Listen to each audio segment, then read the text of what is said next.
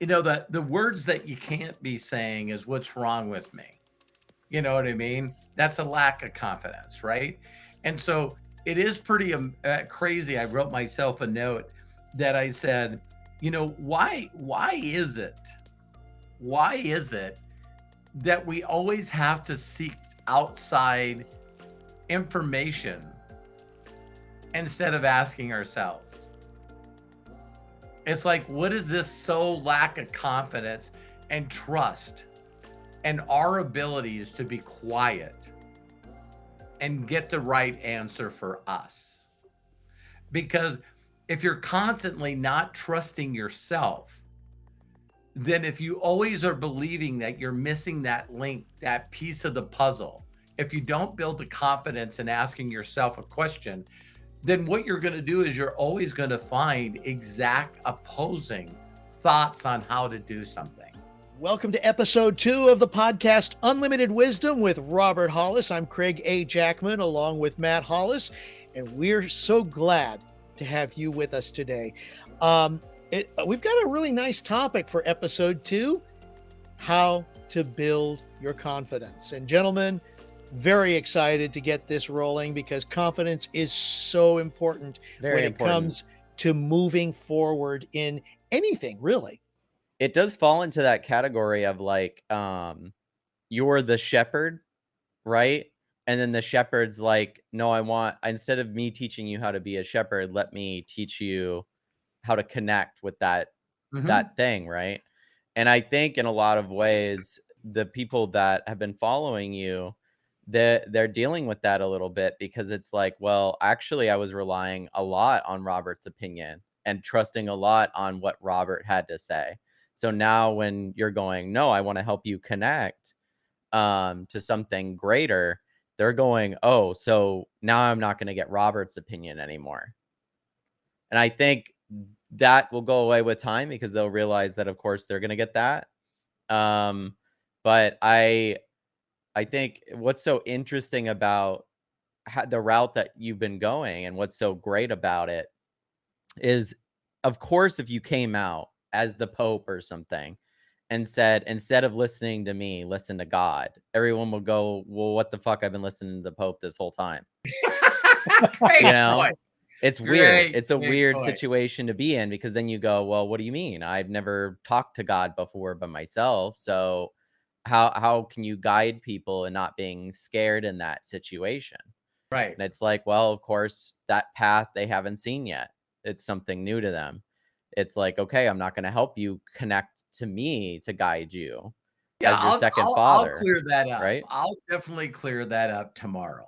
Yeah. And just, and maybe like, I do, which I don't reveal very often, that I have a tendency of overthinking and complicating shit just like everybody. The analogy that I have that I got this morning is really, really powerful. If you called me up, Craig calls me up, right? And I don't know this part of Craig, so this might never happen. But let's just say that Craig felt a need to call me, and he calls me, right? Mm-hmm. And he goes, Robert, I know this is, you haven't done this forever, but I didn't know who to call, and my car won't start. Could you help me? My response would be absolutely. And if I had the time and I could get there, I would say, yes, I would be right over. When I show up to help Craig, I'm not interested in teaching him how to be a master automotive technician. Right. Correct. Yeah. I'm using all my experience, all my knowledge and everything to immediately find out if it has fuel, then check for spark. If I got spark, is the gasoline flow into the computer working? My mind immediately goes into all this wisdom and knowledge that I know on how to diagnose the car and get it fucking running so he can do what he wants to do. Now, I can talk to him while I'm doing this, and he can ask me questions like, what the fuck are you doing? And I go, well, first thing, you need air and fuel and electricity, spark, to make the combustion happen. And if you looked at me like a young kid would be, I don't know what combustion is. I would tell him. Right. But I'm not teaching him. You're not getting the whiteboard out and being like, here's how combustion works, right? Yeah, and I'm Yeah. not teaching him, and I would probably find out really quickly that he doesn't have a desire to ever want to diagnose automobiles and be a mechanic. But I can guarantee you, if Craig is like I am, he's fascinated watching someone being good at what they fucking do, doing the voodoo that they do. You know what I mean? Yes. It's like me, there's some people that don't want to see that shit, but when they put the countertops in, my house and they're doing flooring, or the guy comes over and wants to wire the charger, for the Tesla. I'm fucking fascinated that shit. I'm the kind of guy that will go, oh, I never thought about going in there. And he goes, oh yeah, this is definitely the fastest way. And I'm going like, wow. And then, oh, by the way, we'll put a junction box in the garage. So, that breaker will break if there's anything wrong with the charger or the Tesla. That will stop a garage fire. Okay. That's something that I didn't know, that I don't know, that I would have never known, because I'm not a fucking electrician putting in chargers for Teslas. See, so I'm fascinated by that wisdom, and I love watching someone that's a master at what they do. Right. I'm not interested in ever playing around with 220 volts, wiring my fucking house. I'll play with 110 because I've survived a 110 shot.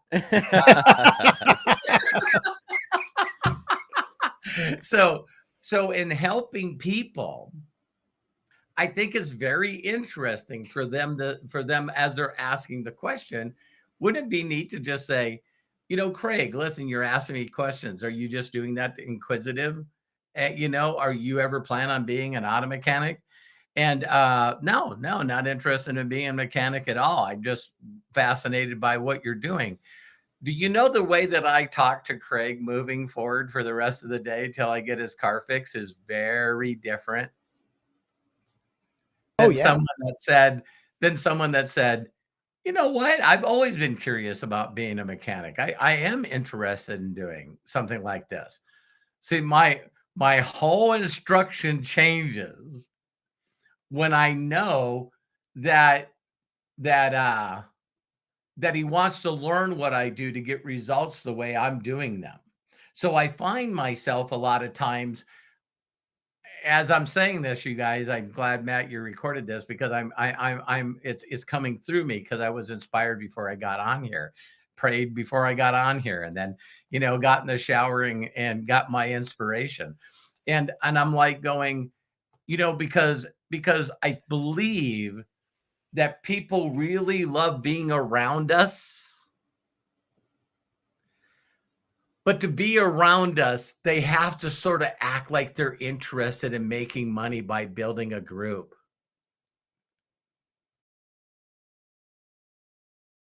Okay? So you show up at a church or a synagogue or a kingdom hall or a temple, and you show up there because you want to hear from the guy that says or girl that says he's connected. You want to be inspired, but you're really not interested in ever getting up on the pulpit. It's like I don't feel dedicated and spend that enough time with my creator to get that kind of inspiration. I would like to ask you a question and see how you're inspired to answer that question, and allow it to be able to go, oh, that was a significant emotional event. That was an aha moment. That's something I never thought of. Now I got it.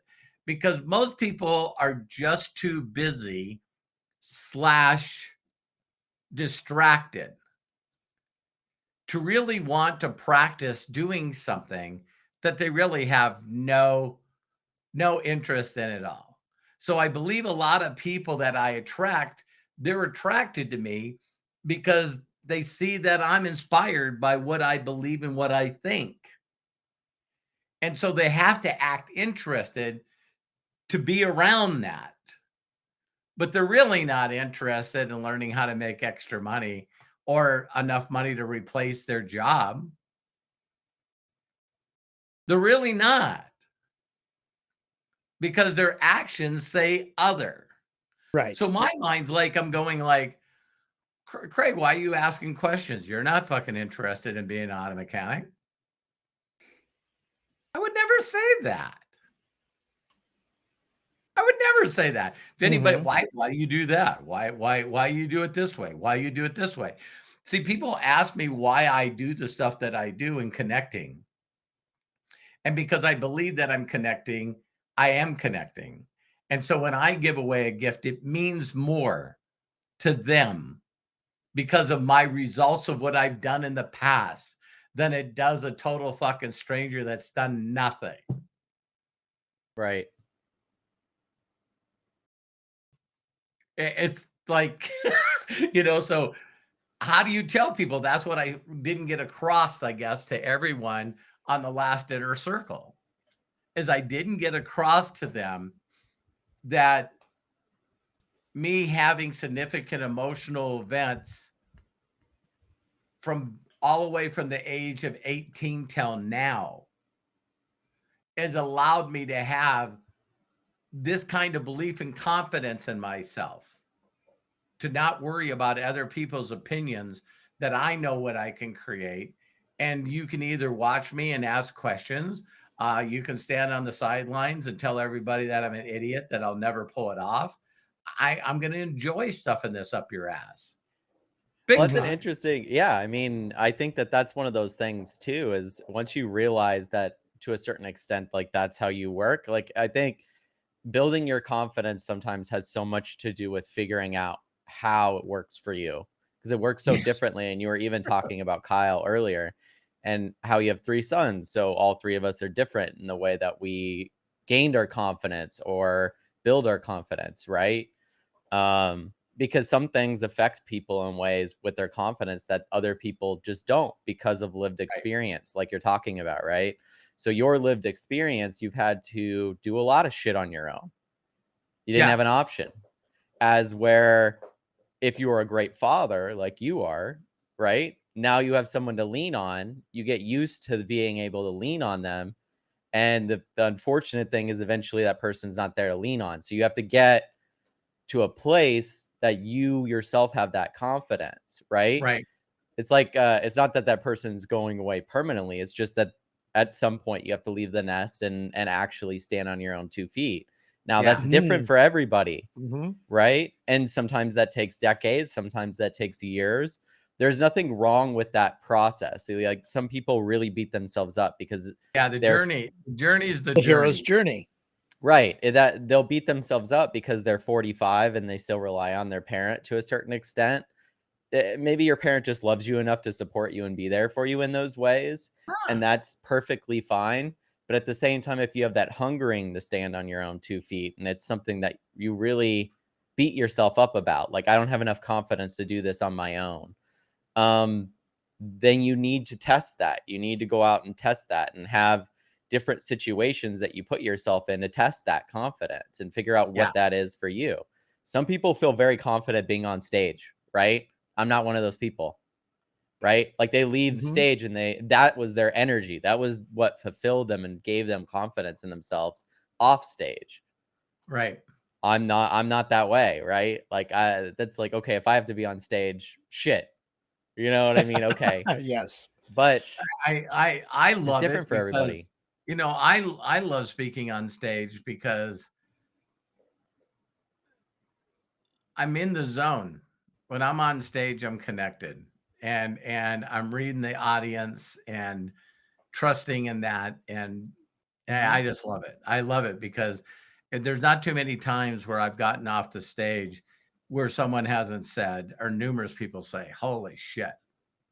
You know, that the biggest confidence boost for me is Eric Worre, after one event that I spoke at, sent out a thing with all the speakers, and I still got a screenshot of it. And it's like, who is your best speaker at the event? and I was number 2. And I was going like, of course, everybody in a question that was asked in Iroquois chat, with them having any inspiration of thinking one day they could be on stage, I would say Eric first. Hey, someone asked who's the best speaker at my event. It's like, like, hey, Tony Robbins is the best speaker at Tony Robbins. Yeah, that's right. And I forget some of the people that spoke was Les Brown and I think Gary Vaynerchuk. There was some big fucking speakers at that event, and I was like, "Fuck, man, this is pretty cool," So, you always got your yes people around you that just love you no matter what you do, but it's always cool to hear it. And I still got relationships from speaking at Eric Worre's event, even ever since that. Like Andrew, Yeah, there's some, the guy from Africa. I mean, I could call him at any time and do an interview with him, and he still fucking Andrew says, Eaton. Yeah, Andrew Eaton, correct. So yeah, I dumped. So well, I mean, I want to give Craig a chance to speak a little bit on the confidence aspect, because I feel like it's interesting, because before we even got on here, you showed me this new Microsoft ad for Copilot, like their AI, right? And you sent me that ad, and then after I watched it, and we'll link it in the description below, but you watch it, and immediately my brain went, this is targeted directly at my generation, going like, do you feel trapped in a system that you didn't want? Here's your way out. And I love the idea that there's going to be this whole group of people that's going to build the next generation of technology and things that we use, and the confidence that used to be required to lead a team and to get them all firing at the same time, right? This is something they even talk about with directing. It's like, okay, you have those days in filmmaking where everyone's firing on the same cylinder and everything just works, right? Yeah. To make that happen, you have to be like an actual like leader and know a little bit of psychology, because you have to know how people work and how to support them. A million hats. Right. Yes. And we're moving towards a world where that confidence as a leader is not required to make things anymore. I'm really interested, because the confidence in your own abilities to do something are one thing, but there's a lot of people that require, like, maybe you had this idea for a film that you wanted to do, but you're not in any way an extrovert or even an introvert that is that leader quality that can get people to give you money and to do all these things, right? Now we get to see that person's work when we didn't before, because those steps ahead of them. It's kind of like, industries before, right? If you wanted to paint back in the day, you had to make your own paints. And then so now that you can just go buy paint, anyone has the opportunity to try, and that opens it up. You don't have to learn paint theory that Henry to do that. Ford quote. So that Henry Ford quote, like, when people say, why'd you climb that mountain? It's because it's there. And so when they asked Henry Ford why he wanted to make automobiles, he's going, who's going to buy them? And he goes, it's my vision to make sure that people want them. And they go, yeah, but if you ask people, and he said, if you ask people, they want faster horses. They want faster and stronger horses that can go for longer periods of time. He's like, if I asked everybody what they wanted, they would tell me that that's what they would want. They want faster, stronger horses that last longer. And I go, so sometimes you have to create what that they need that's better than what they want. And it's like, damn, that's a lot of confidence. Yeah. So like Apple, saying, I know that an MP3 player has been made, but it could be easier. It could be sexier. It could be cooler. And it's like, it fucking plays digital messages back to you. It's like, the simplicity. What is that quote? It's like simplicity is modern invention to a certain extent. It's like, do you Yeah, have if you want something to work in the modern day, you have to invent it in the most simplistic way to use as possible.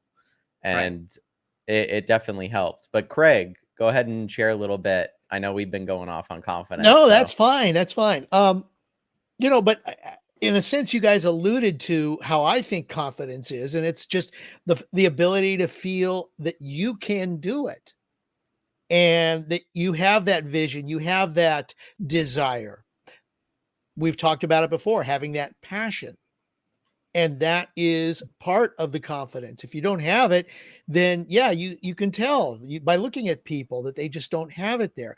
But if you can inspire somebody to build on something like an idea, and Robert, you are so good when it comes to that. You, especially when I've seen you put people up on stage with you one on one. Okay, yeah, you probe them, you find out what's going on, and then all of a sudden, once you share with them your feeling about their confidence, they get that confidence. They start to believe in themselves a lot I more. actually watch people when I do it live. I Yeah. watch people forget that there's other people watching them.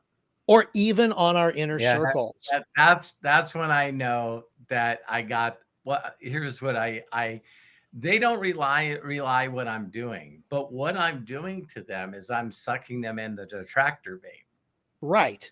They don't know that I'm saying words and acting in a way because I really sincerely care that I'm actually getting them to know, like, and trust me. And when they get to this point of knowing, like, and trusting, I remember one time that I said to in a training that I did, and I just said to everyone, God, can you imagine being on stage? This used to scare me to death. And I just asked people, how many people would ever like to be on stage? And quite a few people raised their hands. I think Craig was at this event, and everyone raised their hands. And I said, who else is like I was? And just said, never in a million years will I ever get on stage. And when I say it that way, a few people always raise their hands because I raised my hand. They just seen a Mhm. bunch of people raise their hands, and I use that suggestion, and they raise their hands. And I go look out in the audience, and I go, "Oh, keep your hand up." And it's like, "Ah, shit." You know what I mean? And I'll walk off the stage, and I walk up to them, and I cover the mic, and I said, "Listen, I would like to give you $100, but I'm only going to give it to you on stage." I said, "Just come up on stage with me." And they go, "Okay." So then I take my hands off the mic and I said, everyone give her a hand. And then we walked all the way up the stage. Everyone's applauding. And then I go, so you said you'd never be on stage. You're on stage. And they're like, oh my God. When I say that they said that they wouldn't do it, I said, so maybe what I did is I made you think it was going to be okay. It is, isn't it? You're not dead. And then I also said that I would reward you, but I didn't tell you what you needed to do to get the $100. And then you start seeing them sweat. And I'm going, I'm going to hand you this mic and I want you to sing in front of everybody.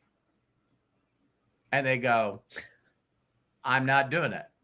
And I go, listen, I hide my mic. And then I walk up to them and I go, we're going to sing happy birthday. And I'm going to sing it with you. And you just see their energy change. Mm-hmm. And I go, okay. I hand her the mic and I went, happy birthday to you. And then everybody started singing. And then she started singing. And then when it got done, I looked at her and gave her $100. And I said, I am so, so proud of you. I am so proud of you. What are everyone in the world going to think when you tell them that you were on stage in front of thousands of people and you sang while you're on stage? They're all going to go, you fucking did not. And one of the things that I did when I leaned across, before I do it, I got her up and I leaned across and I said, "Are you her friend?" She said, "Yeah." And I said, "Will you make sure to videotape this and take pictures of it?" And then all of a sudden I go, "No one's going to believe this." And she goes, "No." And I said, "Your friend recorded it." And she just immediately started crying. And I go, "So we got that fear taken care of. Where can you go from here?"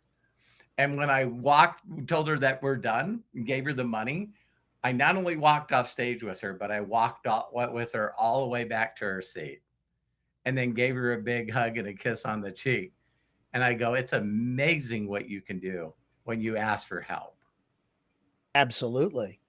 And I said, "But she didn't ask for help. She said she would never do this." But what you did, Robert, which was amazing, and not just with her, but I've seen you do it with others, Yeah. is because you were there, you guided.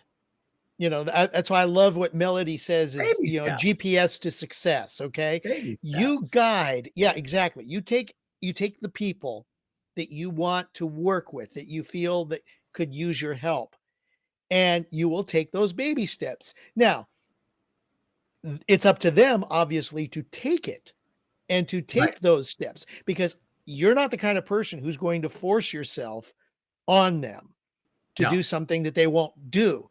But if you can show them the way. I heard if you force yourself on people, that's like prison time. Exactly. Yeah, definitely Exactly. don't do that. No, but you guide people, and I'm sorry, Craig. I'm that's sorry. okay. But you guide people and you build their confidence, and that is so important. And I think maybe that's where maybe Melody needed to see that it's more about the confidence of getting the person to do something that you are successful with. And if they are not interested is in it, then important. you're not going to force yourself on them. You're going to let them go do what they want to do. But if they come back, Yeah. you're Yeah. willing to help them. You're willing to give them the strength that you have to build up their confidence. Right. So, Craig, can you remember, through your journey, your process, a time when there was something that you really, really wanted to do, but just didn't have the confidence to do it? I think everybody has at least something. I would Uh, say, if you're constantly growing, oh yeah, the first thought that popped in my mind is these posts that people post where you see that a tree grew through a rock and split the rock in half. or the It's like cement, I like you see a sometimes little. say, yeah, sometimes Right. I say it's the plant or the tree just didn't get the memo. You know what I mean? Right. It's like it's just what are you doing? I'm growing. That's what I'm supposed to do. I'm supposed to grow. So as I move forward into my next chapter of my life, which I believe is the unlimited wisdom part of my life. Oh yeah. It's like I tell people, I remember doing the first time I spoke on stage at Eric Worre's event was in a panel. Mhm. And a lot of people said, you know what I mean? Well, I just don't believe that I can do this. And I said to everybody, I go, I didn't know that ever went away. And Eric looked at me and smiled, and I go, listen, man, what it took to help a group of people make enough volume to create me $1,000 a month were sure different things than it does for 5,000. And it's not even the same at 10,000. Yeah. And I go, as you keep, pressing into that next level of whatever your life is going to be, whatever you want to do. And again, you usually find out what you want to do by figuring out first that I don't want to do this anymore. It is like I was inspired today. I sent it to you guys of Joe Rogan talking to The The Rock. Rock. Yes. Yeah. And what I found fascinating about that clip, and you guys got to watch it, is he was talking about where he was, that, and you hear him talk for whatever it was, 30 minutes, and he had four major shifts of what he was doing and acting like. You know what I mean? So, to know that his father was a wrestler and his father can't support them the way he wants to. And then he comes back from, the football, teams telling him they didn't want him anymore. He wasn't a good enough football player. So then he tells his dad, well, listen, I'm going to get in the biz. And he goes, what? I'm going to get into wrestling just like you did. And he goes, man, he says, I really thought that I would never talk to my father again. He was that mad and that upset with me. And he's like, what the hell's wrong with you? Can't you see the financial situation I am in right now where I can't take care of you and your brothers and sisters and your mom because I picked this business? What is wrong with you? Mm-hmm. Well, I think his dad's pretty proud of him now, but it's like, and going through even when he said that he went to do it, and then the things that happened to him, I think it's just fascinating to watch the most successful people on the planet and the people that inspire us, that when you get to hear how many times they were challenged with not having the confidence or the belief Mm-hmm. that they, and along with confidence comes all this other stuff, which is, do I feel worthy of this? Do I feel enough do I feel enough? The whole concept of, I don't deserve this. You know what I mean? I don't want to receive this. It's like now you all of a sudden you're doing better than you expected to do. So now you're what's that? You now it's the thing where you believe you're doing something, but you don't believe that you're that thing. Oh, imposter syndrome. Imposter syndrome. Thank Okay. you very much. Yeah, and so it's really bizarre. When you think back of times that you sort of stepped into the darkness, tested your confidence a little bit, and then all of a sudden you got a reward from that. And I find some of the stuff that I've done that's given me the biggest confidence was things where no one was around. You know what I mean? So, Mm-hmm. I set out to fix this bicycle, or I set out to fix this automobile. You know what I mean? And I wish, maybe like Matt said, maybe I'm not supposed to know why I'm that way. I just know that, I was helping a couple of guys build their race cars. I was inspired by them. They just seemed to be doing something that I wanted to get good at. And then the next thing I get is a hot rod magazine. Of course, they didn't have subscriptions back then, so I had to go to the library and get it. And I'm looking through Hot Rod magazine, and this guy Grumpy Jenkins put a V8 Chevy Corvette motor in a Little Vega. And still to this day, I don't know why that I went, well, if he's going to go through this whole magazine and show step by step on how he did it, then why can't I freaking follow directions? And so I think that's where the confidence comes in, is the fact that, okay, I can, if, and you say it too, at the end of many of the videos and the show, the things that we do is like, if I can do this, you can do it. Now, you're not forcing anybody to do it, but you're giving them the inspiration. And that to me is inspiration is what builds the confidence. Yeah. And I mean, the first time I went up on stage, I was scared. Or even, okay, even doing things like this, doing these podcasts, or doing performances in front of people, or just sometimes even talking to a group of people. Robert, when one of the first times that I went out in front of everybody, when I met you for the first time, when we were doing our conventions, that was the most people that I'd ever been in front of. Wow. Was I scared? Yes. But I thought, well, obviously they had enough confidence in me to do this, and confidence. And I was inspired to do the very best that I can to do what it was I was going to do, whether it was doing a play, whether it was being an MC, whether it was sharing something with Right. somebody. Um, Obviously, I was there for a reason. Right. And I took those talents that I had cultivated over the years, and I had the confidence to say, you know what? I'm going to do this. If I fail, I'm going to pick myself back up and I'm going to do it again because now I know what to do better. Or when here's another fun one. I actually did try stand up one time at a friend's Wow. event. Yeah. Wasn't the greatest thing. Okay. I've heard I that Doesn't art every takes some time Oh, too. it hey, does. doesn't every comedian say stuff like that? I was watching Bill Maher last night, and I got inspired with a joke, and my wife about fell out of her lounge chair.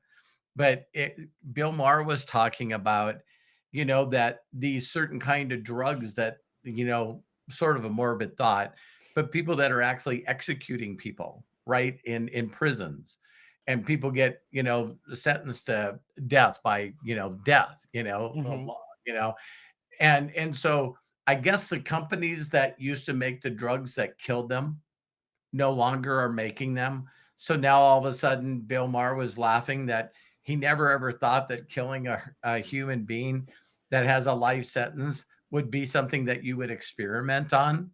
And he's going, so you got some states that are doing this, and then you got this state that just recently killed someone with nitrogen.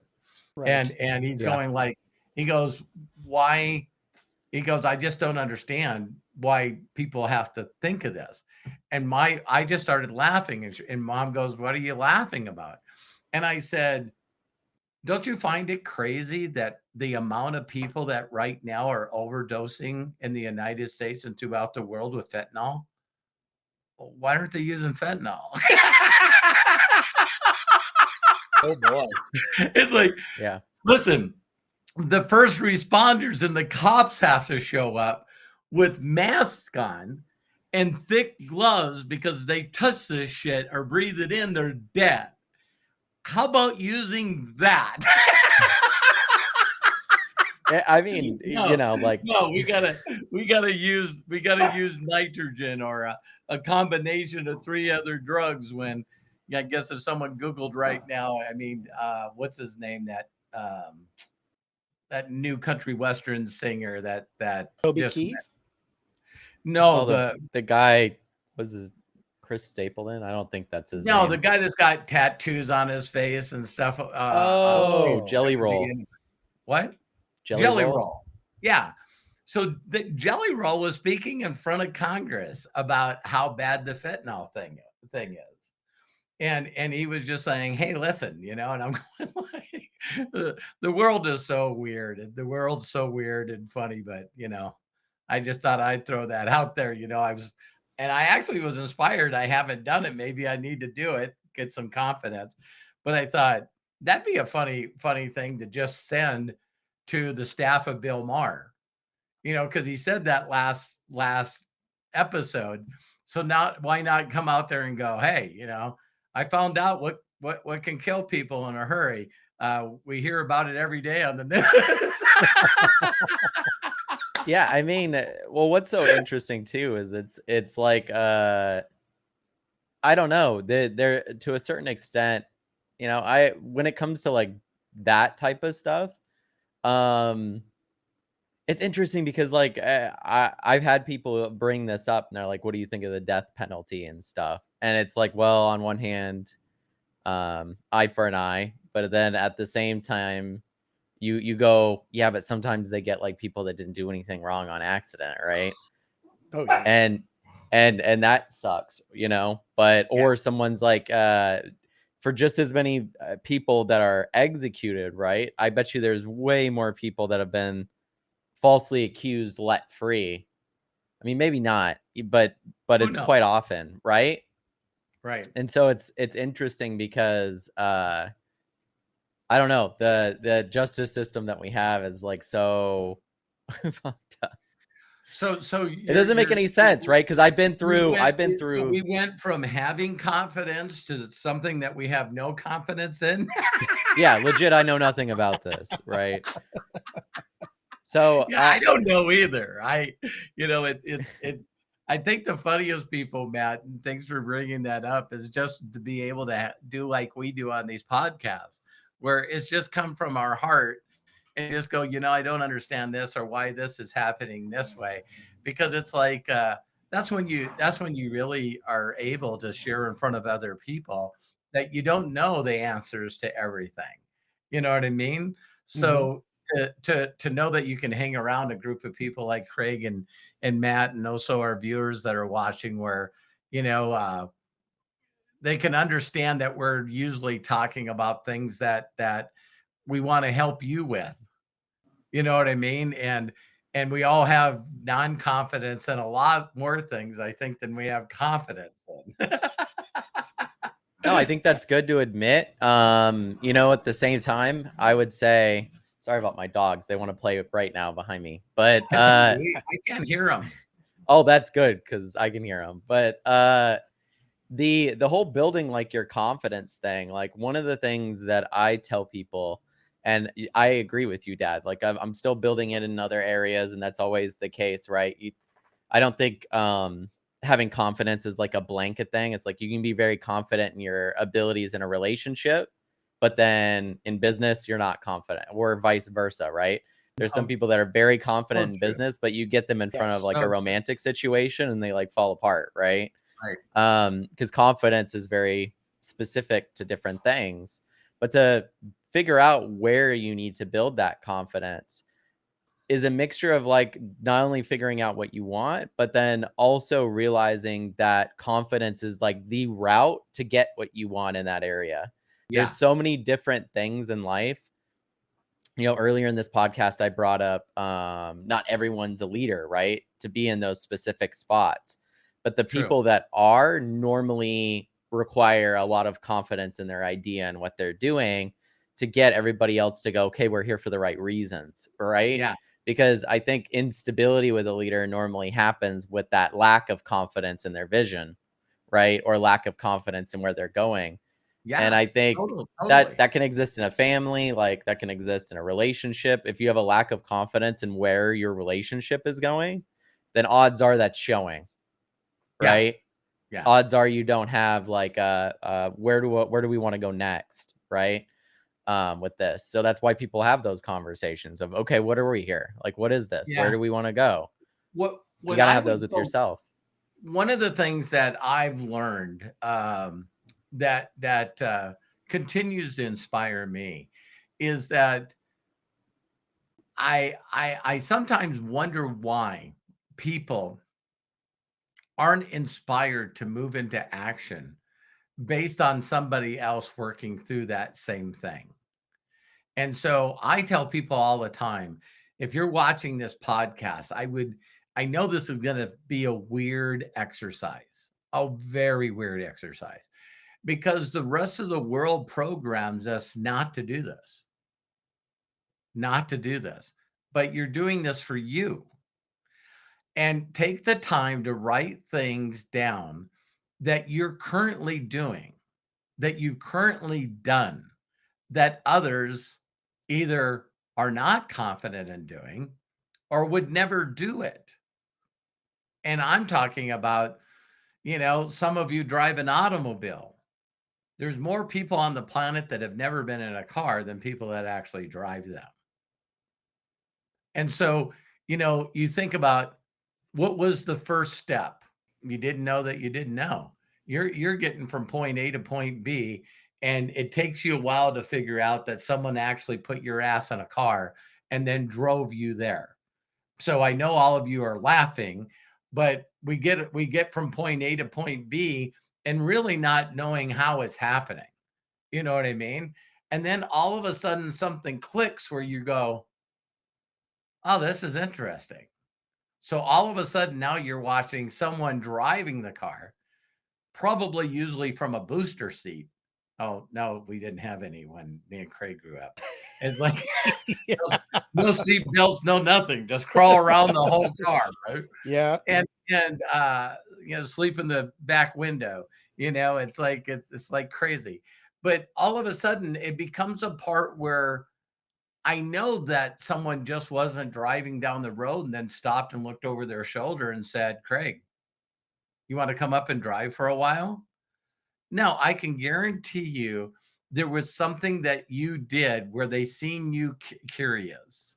They seen you curious enough to go, "Oh, oh," and it's funny because then you go from that place to all of a sudden seeing someone that you know at school that drove to school. And it was a person where you went, "Are you fucking kidding me? That person has a driver's license?" Yeah. Whether they're And good or bad at it, it doesn't matter. yeah. They have And it. then all of a sudden you see this correspondence with other people thinking it's cool. And maybe, that person has a few individuals hanging around them, male or female, that all of a sudden the person with the car seems to be like the cool person, right? So there's the people with no cars and there's people with cars. And it's like some people don't like to walk or ride their bike, so you got a friend that's got a car. Yeah. And I want you to really look at the simple things in life that getting a job, keeping a job, driving a car. There's stuff that for whatever reason you were able to walk through the wall of confidence because here's what it is. It's when the vision of what you want to do, you look at as such an emotional win. Such an emotional win. Can't wait till I get my driver's license. I can't wait to get a car. I can't wait to drive. I can't wait to be the cool person. It's like when you're focused on that, because we all go through the pain and the struggles of sucking on at something. But the vision pulls us. The vision is more exciting of actually pulling that little fucking thing off instead of not pulling that thing off. And so I tell people if you would just pat yourself on the back a little bit, and look at the stuff that other people are not good at relationships. Maybe you are. Maybe you got a job. Maybe you graduated from high school with an above average GPA. Maybe you play a musical instrument. I think that we look at a lot of stuff that other people never had the confidence to attack, and you did it. You fucking did it. And now it's nothing. Now it's nothing. It's like, so it's bizarre how we're always not confident moving into the future, but yet we could look at a bunch of things that we can write down. Hey, I did this. I did this. I did this. I did this. I did this. And, and just going, what was the little baby steps that I took to make that happen? What were the baby steps that made that happen? And if for some of you, if you did some things because there was someone that was extremely encouraging, or what would be the other one? Was just one of those people that pushed you and made you do stuff even though you didn't want to. you know, you know, Sensei. yeah, that might be called a coach or a parent or Mhm. or a teacher.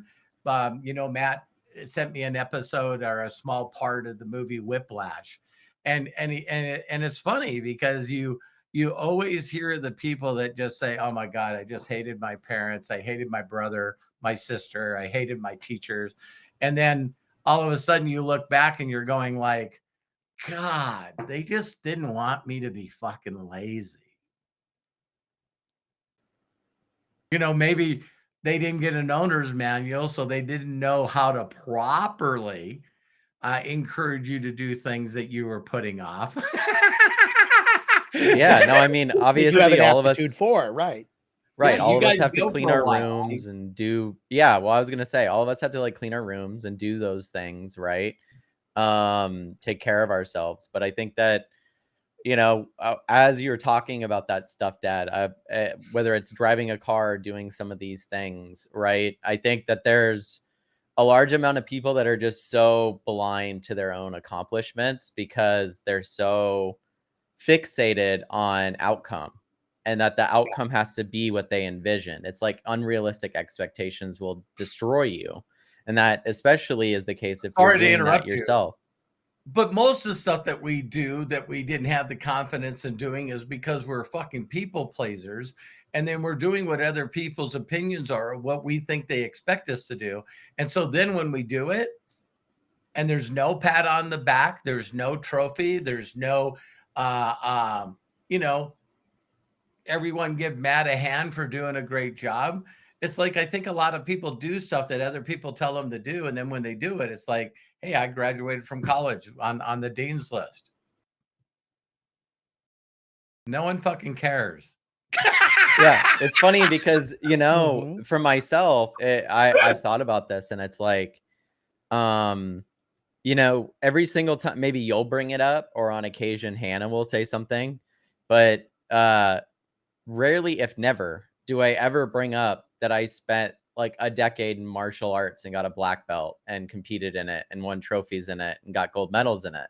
I very rarely ever bring that up because in my mind, I just don't think about it. Like it's not, I try my best to go, at least in these situations, I try my best to go, that was great. I'm so glad that I did that because it taught me so many things that now made me the person that I am today. But I really don't live there. Like I try my Right. best. And I moving forward, right? Like there's certain things that I've done that I am proud of myself for. And I can go back and go, did that. I can get confidence. But I think for me to have consistent confidence moving forward, it always comes back to my confidence of my vision of what that is Yeah. and being able to speak that. Like maybe it's different for some of you other people that are watching this or you guys on here, but I feel like I can only draw confidence from future vision. Very rarely do I draw my confidence from things I've already done. And I'm saying Right. I'm just as blind to it as everybody else. But Yeah. I if I'm not confident, it comes from a place of me looking at the future and going, I'm worried. I'm not things are not going where I want them to be. They're not falling into the places that I want them to be in. So I'm not confident in that future and my ability to lead it or move it in the direction that I want, right? Or you get anxiety and you fear that there's going to be a dead end in the direction that you're going in and that you won't know what to do when you get there. Maybe that imposter syndrome, like you talked about, becomes even more of a thing, right? Right. Because now you turn around and you got like 20 people behind you walking. And they're like, where are we going? And you look and there's the end. It's a cliff side, right? And you're like, clearly not this way. And I know if I say, hey, there's a cliff side here, they're going to go, maybe this dude doesn't know where we're going, Right. right? Yes. And Why didn't you run ahead and see that the bridge was out before you started us on this process or this right. journey? And there's many leaders that have had to do that, but the confidence comes in the vision of where you're going, not in the things that happen along the way. Right. Yeah. So it's like if you see a cliffside, it's your confidence in going, this is one of the ways that it's not. It's got to be another direction, right? Like who moved my cheese type of situation where you have to be like, there's cheese somewheres in this maze. It's just Right. not this direction. And it's very important and imperative that you take the time to not let future things ruin your confidence, but also when you're on that road. And I talked about this with the bridge stuff before, but it's relying on yourself to know the way out, belief that you will figure it out.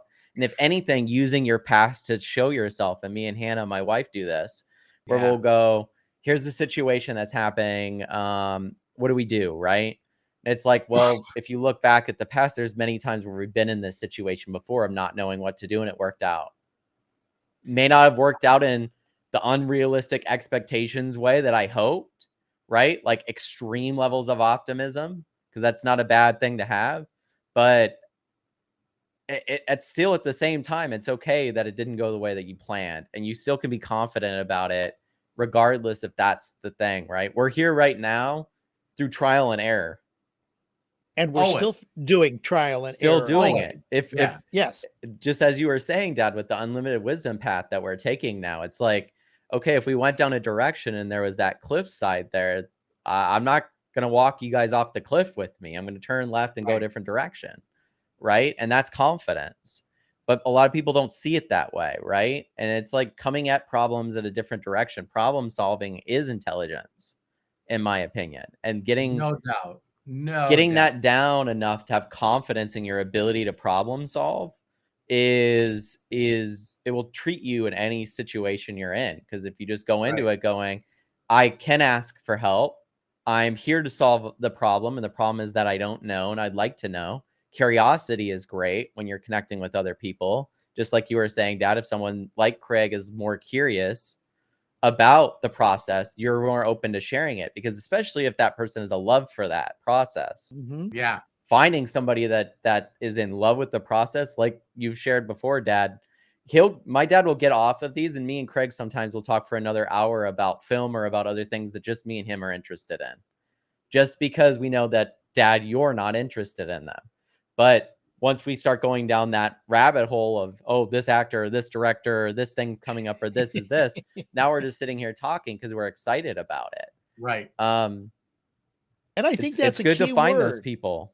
Yeah. I think that's a key word, Matt, because when you're excited about something, and again, it goes back to excitement, passion, inspiration, you're going to have the confidence to figure out, okay, how do I get from point A to point B? Now, Right. it's not the straight line oftentimes that we always think about.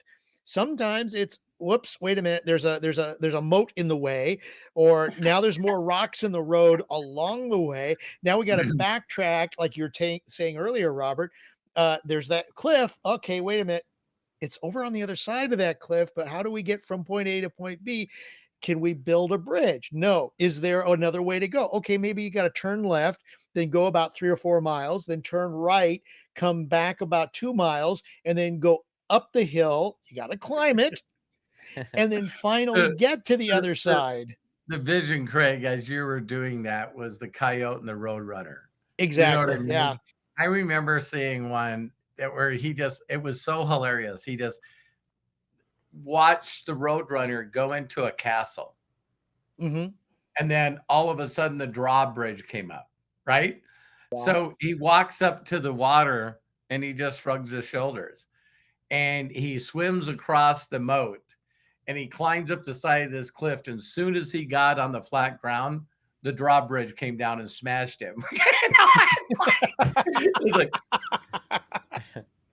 Yeah, if but I was okay. going to swim across the moat, I maybe could have did it on the side of the drawbridge. Right, but you know what? That's an interesting that you bring up the coyote and the roadrunner, because what was it about the coyote in all of those cartoons that he felt that he could do it? He felt in Always, every single cartoon Right. he always. could get the roadrunner. He was confident, and it didn't matter.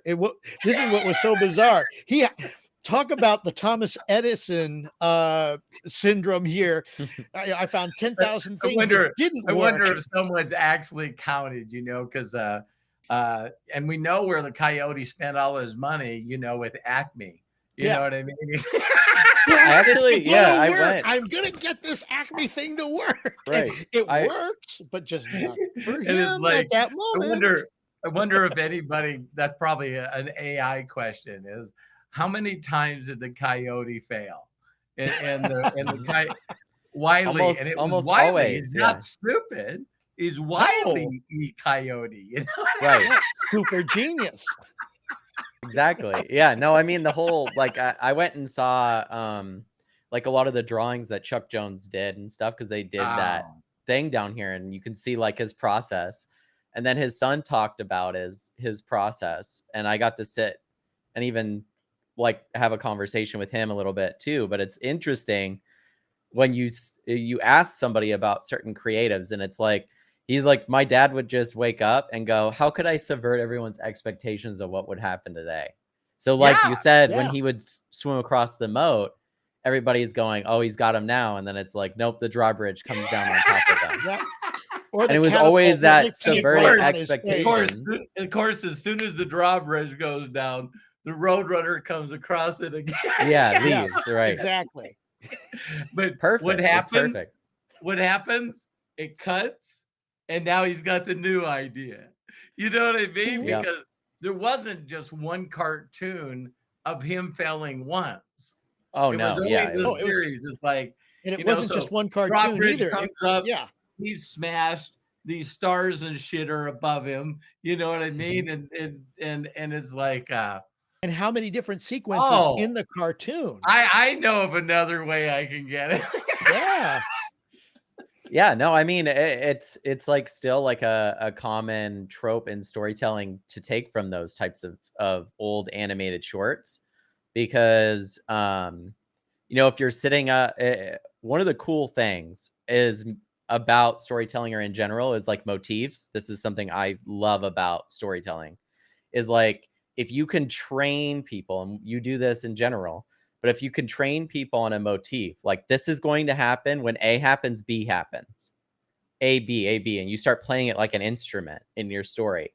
A, B, A, B, A, B, and then you hit a D chord out of nowhere. Then people are going, wait, I didn't expect that to happen. Right. This is now interesting. Now I don't know what's going to happen. That's suspense.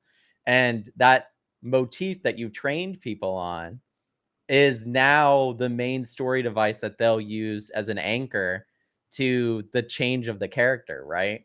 So it's like, it works very well. You'll see someone Yeah. do like certain motifs The Lion in King certain comes to my stories. mind right Oh, right yeah, away. absolutely. I mean, Mhm. when Rafiki beats Simba over the head, did that hurt? Yes. Okay. That was Right. his You're change. now in the present. You're now in the Yeah, present. right. I Yeah. love that scene too. Oh gosh, Yeah. it is so. I mean, not Right only now, you're visually, not but thinking in the future or the past. You're thinking right What I love yeah. about animation too, and these types of things, and why I want to do it, is I feel like in animation, it's a very it's the audience is like abundant in age, from 90 to Oh my who God. one, you know what Mhm. I mean? Sometimes. So since that's the case, you have to take very complex ideas and in a lot of ways visually explain them to everybody, right? And so when you think of something like Inside Out, right? It's like, okay, how do I, and there's the new Inside Out coming out, but how do I put the philosophies of anger and stuff and get, you know, adults to see that and reflect on that in themselves, but then also how teach it to a child who has never acknowledged those emotions before, Mhm. something Right. brand new, right? Um, and they do that through motifs and stuff too. It's like, okay, every adult knows what anger means, right? You've been trained your whole life on what anger means. So all I have to do in my story device is keep you thinking of what anger means and then subvert that eventually in a growth way of what you expect anger to be. And now I've taught you something. This is why I think parables of the sower, or a lot of these Yeah. stories from the Bible or other mythology, certain mythologies or certain things like that, continue to be passed down to us because we can see in those things, those parables, and it gives us Right. that confidence in ourselves because we have more of an understanding of us. And like, this is why I am so in love with storytelling. So a Yeah. lot The of the hero things I've learned in my life are from those places. Of the course. hero's journey is exactly that, because Yeah. and you've shared that, Robert. You know, you get Right. that confidence, and then all of a sudden, you know, you go out and it's dashed because somebody was What? better than you. So then how do you get to be on their level, if not better? You got to work at it. You got to So build why up your Yeah. confidence. so why in the cartoons there's always a villain, Mhm. and that villain in every cartoon fails over and over and over again, and it's fucking entertainment. Is there Mhm. something wrong with me to constantly watch the Wile E. Coyote or Brutus, you know, Or and Dick Popeye. Dastardly. It's like, so why is it that everyone's so scared of failures when we grew up our entire life laughing at them failing? Well, I think the answer to your question I'm is in scared the of question. failing. I'm scared of failing. Do we need to watch a couple of cartoons so you can see how fast these people get over it? But that's the thing though, is that if you see that Mhm. laughing as like ridicule instead of enjoying life and having fun with life and going, I messed up. It is what it is. Like Yep, it happens in life, right? If you, it's all the way that your perspective is. Because if your perspective is, if I make a mistake, if someone makes a mistake, I laugh at them, and then if I make a mistake myself, people will laugh at me. right, Now I'm worried about making mistakes. But if you're part of the laughter, and you'll see this in people that are humble and don't take themselves seriously, right? right. They'll make a mistake and they'll go, like, of course.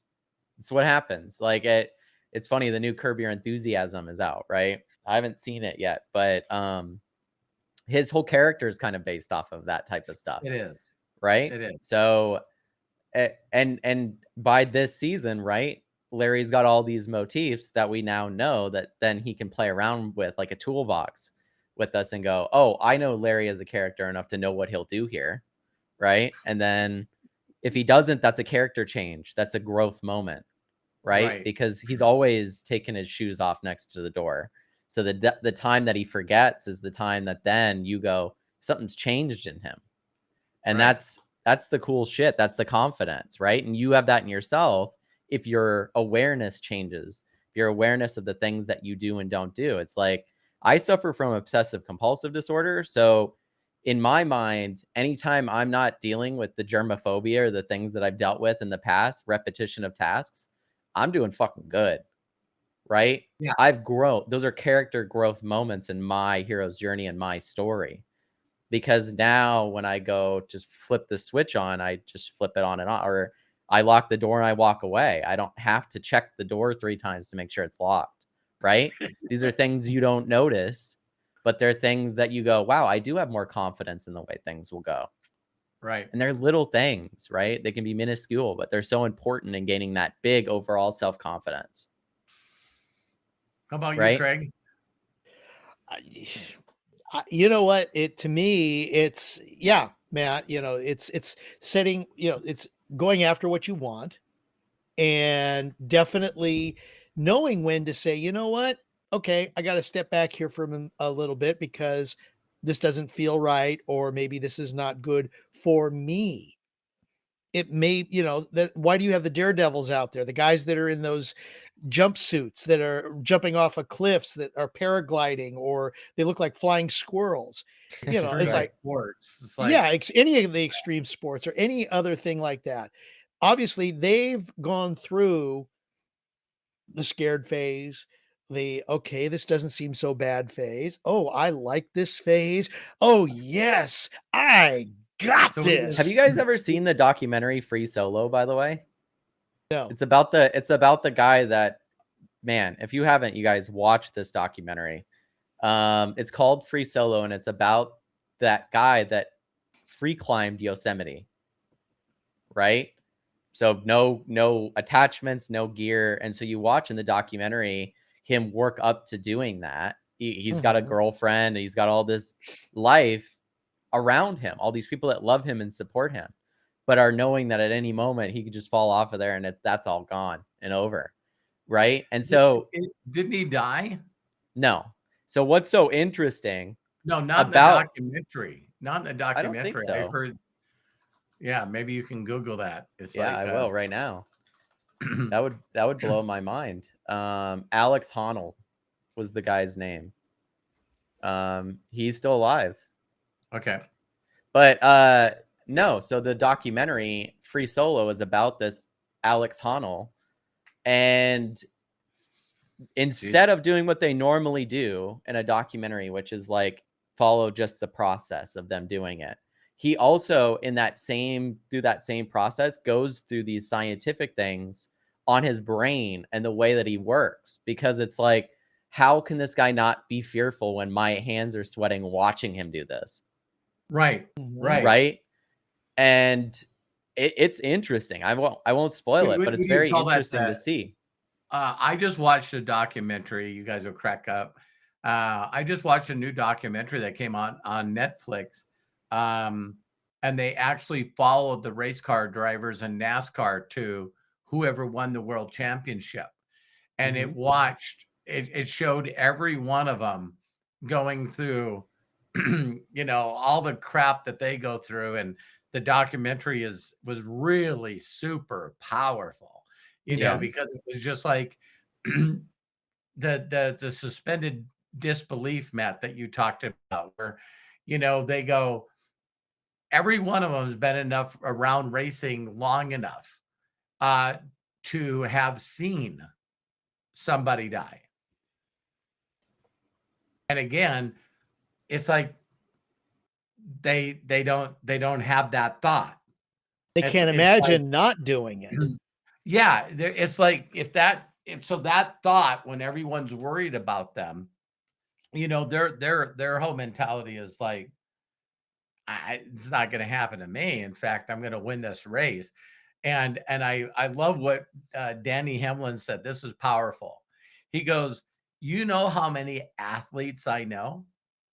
I'm in business and partners with Michael Jordan. This is the 2311 team.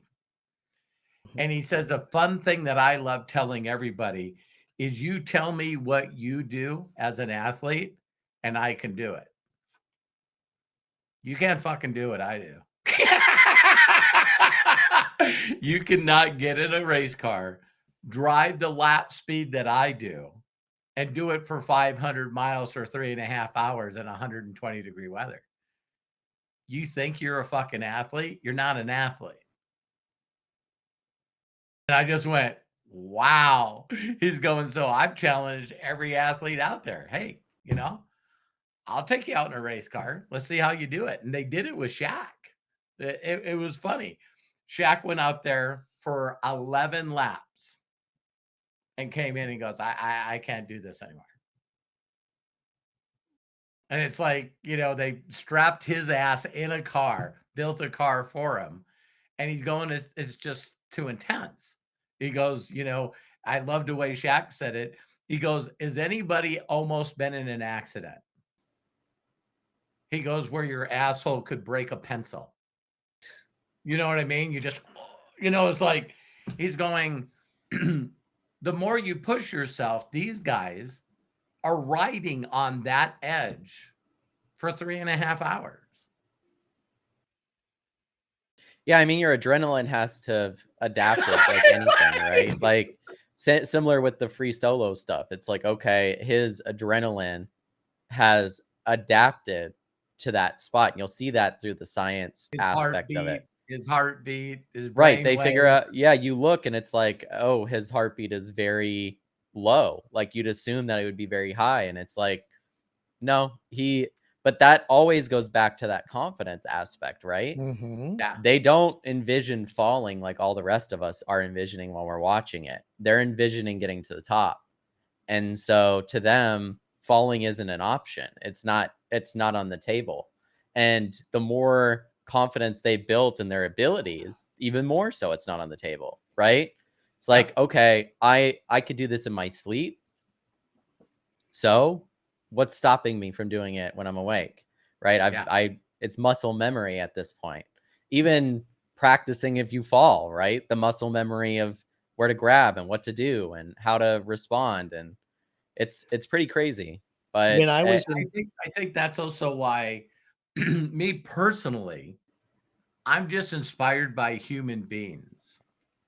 I'm just constantly inspired by human beings, and even animals, and even plants, virtually every living thing that I look at, that is doing anything above average, yeah. anything above ordinary. I seen a post yesterday, I mean, a small video yesterday, and I just cracked up. And it was showing a lion, a male lion, and you could tell the male lion was running wide open. And a cheetah was like 10 feet ahead of it. And it was almost like you could see the cheetah with a smile on his face. It's like because the amount of energy that the lion was pushing out Mm-hmm. to try to catch the cheetah, and the cheetah was like, There's nothing. it's like, Right. listen, dude, you're so slow. I'm just gonna stay 5 feet in front of you. Yeah.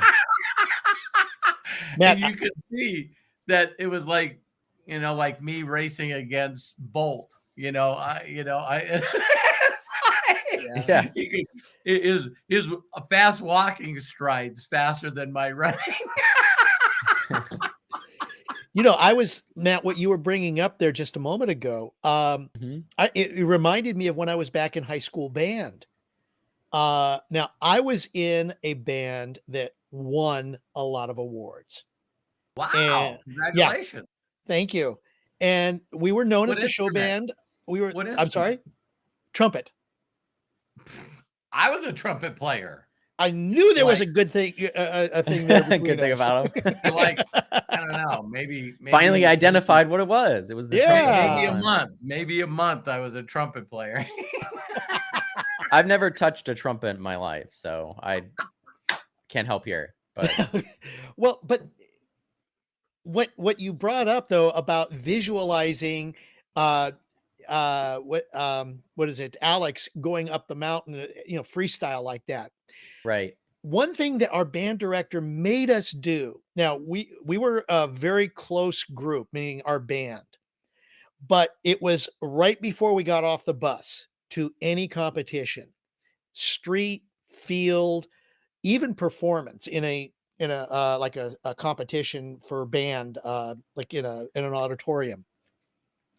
He made us, because the field show was probably the best one, for about 20 minutes before we arrived to the event. Quiet bus.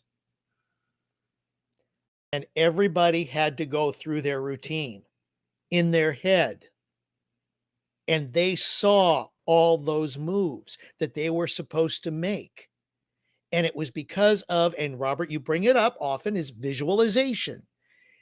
Visualizing that I'm nailing this move, that I am going to be here at this time, that on this note, I'm turning to the left, turning to the right, doing an about face. I'm bringing up my instrument and I am just blasting this note out on each thing. Yeah. The fact that you could visualize that was one of the key reasons why we doubt. won a lot of competitions, and how important visualization is as a part of confidence. Because as you explained with Alex Honnold, how could he do this? He visualized it. He Yep. was able to see him standing on the top of that mountain. It's like, how can I fail if I've already done this to a degree of winning? It's like Confidence and yeah. Mhm. No, of course. Yeah, no, that visualization part is so key. And like if it doesn't exist yet, like I'm sure there's a bunch of people that have had to visualize a lot of things over the last couple of years, right? That have not Yeah. existed even. Mhm. And it's like, okay, now you're in this position where you have to have enough confidence in your idea that other people will go, I want that, right? Yeah. And I'm slowly but surely watching. I was joking with my dad the other day. I'm slowly but surely watching a 10-year-old industry become invented by Apple like overnight. You know what I mean? With the Vision Pro, because it's like all of a sudden now VR exists for everybody, right? And I knew Right. that this moment would happen. It's like so exciting to watch everybody have those experiences that I've had, and it's like, oh, this is the new. Like I'm watching people slowly but surely transition into that space and have that confidence that this is the next step of where computers are going, which Yeah. is before it was a toy. Now it's the next version of computers. Awesome, but I don't you had know. I don't know if everyone heard this or not, but I think it happened a couple of weeks ago. But Microsoft today is bigger than Apple. And then I all of a sudden see this commercial that's happening at the Super Bowl. And it's like, boy, it's like it's like you go for the provision. We're going for allowing people to achieve their dreams. It's like that's gonna be No, I freaking mean pretty cool. that's the chase right now, right? Is who has the most confidence in that long-term idea, right? And Mhm. if VR or spatial computing, you're not allowed to say VR anymore. If spatial computing were to take off, will take off, there's going to be people for the first time that invent things inside the Vision Pro that will do it completely by themselves and become millionaires and billionaires overnight because of the usefulness of this new space of technology. I was Yeah, I watching remember the actually a person. doctor. Didn't you and I, Matt, just recently? Sorry to interrupt you. No, no problem. Okay, when I watched a documentary about BlackBerry, Hmm. The okay, movie, right? Yeah. yeah, the movie, there was a scene where one of the people invested in it, right? And they said to him, they go, "Where'd you get all your money?" And he goes, "Hey, you're using it on the BlackBerry. I invented texting." Right. And he's like, yeah, he says, a couple of companies bought that out from me. And he goes, do you get paid? So you literally got paid for everyone that ever texted. And he's going, I did. Someone had to invent it, And and it's like, you're that's the going like, thing. oh, God. It's like, Yeah. so today we're talking about, no one ever thinks about, even though I use a lot of electronics, I still text. You know what I mean? It's like I still text people all the time, whether it's on Telegram or Messenger, and it's like, wait, someone actually owns a patent on I'm going to type a letter and it's going to go through the air. It's like, Yeah, I would it's say like, welcome to the wow, United States copyright laws, but Yeah. yeah, it's Well, look at the a person who mess. invented Velcro. I mean, my gosh, or even the shoelace. The whole Right. concept of, even if he earns 1 cent for every shoelace or 1 cent for every piece of Velcro that it's like God doesn't have to work for the rest of his Well, life. But he came up with that. do you guys believe that confidence, I didn't like Google this or put it in AI, but it's like, I think it's interesting to try to sort of think, do you believe that confidence can be gained by not doing? Depends on what type of confidence. Yeah. Because if you get more confidence by not following through with a habit or a repetitive repetitive Repetitive. task repetitive task over and over again that's hurtful or harmful to you and others, then yes, like you're gaining more confidence by not doing, right? Like Great. I there Thanks. because there's in a lot of ways, Light bulb just went off. yeah, I didn't get stoned today. I'm pretty proud of myself.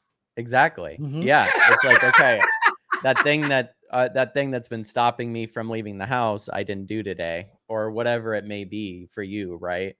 Because I That's think that good. there's a lot of That's really, really good. yeah, there's a lot of humility and confidence that can come at the same time from just being still, right? Right. Yes. Like a lot of confident people that you'll meet sometimes are quiet and still, and people will go, oh, they're anxious or they're thinking too much. It's like, actually, they're not. It's the opposite. It's like they're thinking very little. They're listening. They're absorbing. They're there. They're present. And the confidence comes from, I don't have to think about all this shit. I believe that everything's going to work out. And that Yeah. confidence is huge. It's like in a conversation with somebody, if Confidence you to go say into it. Gaining no at certain times. gaining Oh, the no confidence, one is huge. Oh, Took me so long to absolutely. learn that. I'm glad I brought this up to you guys because gaining confidence by today I didn't overthink. Yeah, I've said this And how to did you like my feel on that? Mhm. Yeah, it's like I didn't overthink. I didn't put myself into a confusion mode. I didn't put myself into a frustration mode.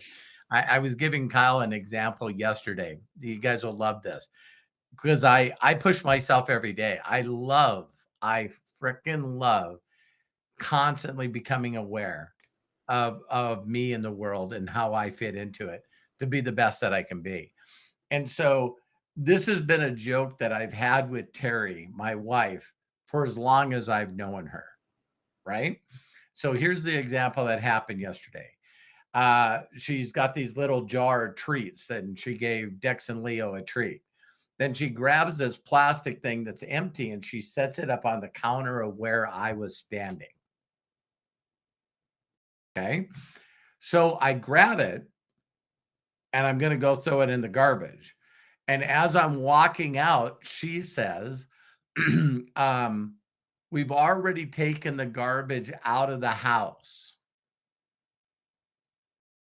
And I'm like, so I'm walking out of the garage and then I stop and I go, oh, so you don't want me to put it in the blue garbage that's inside the garage.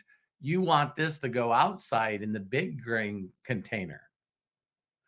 And I always have said my whole entire life that my wife is a champion at hinting.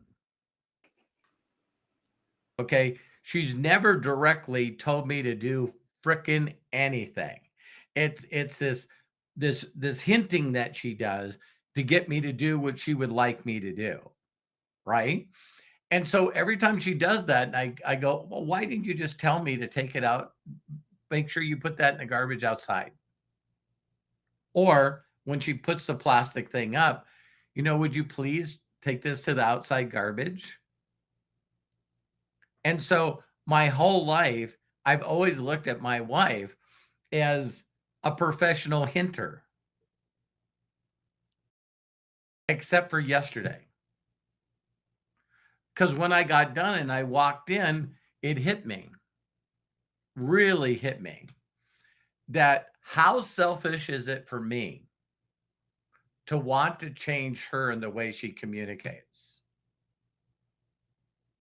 Well, it's interesting because maybe there's another part of that too, which is maybe because you guys have been together for 40 years, right? She's figured Right. out the best way to communicate to you. And that therefore is the way that it happens. Might not be with that, but with some other things too, you know? I'll tell you what it is. It's me having unrealistic expectations that the way she should communicate with me is the way that I feel would be the best way to communicate with me. So I've always said, why are you constantly hinting? If you guys know my wife, she doesn't overthink anything. Her whole entire life from the time that I've met that incredible creature is communicated with me the way that she communicates. Why do I have to find fault in it? And why does she have to change what she does? I learn that, you know what? If I feel like she's hinting to get me to do something, that's my fucking problem. And now I've totally released it. It's like Matt snapping his knuckles, you know?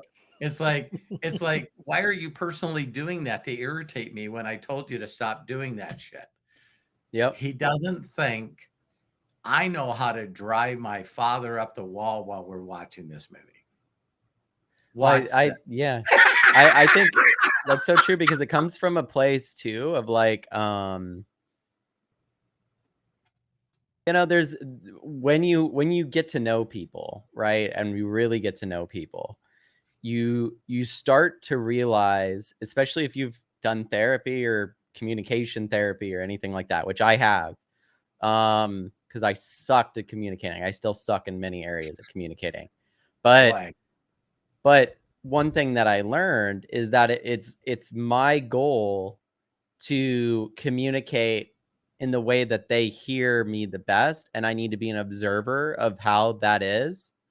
And exactly like you said, not try to bend that person to communicate with me, right? It's like, no, you need to learn how I speak to myself, and you need to speak to me that way.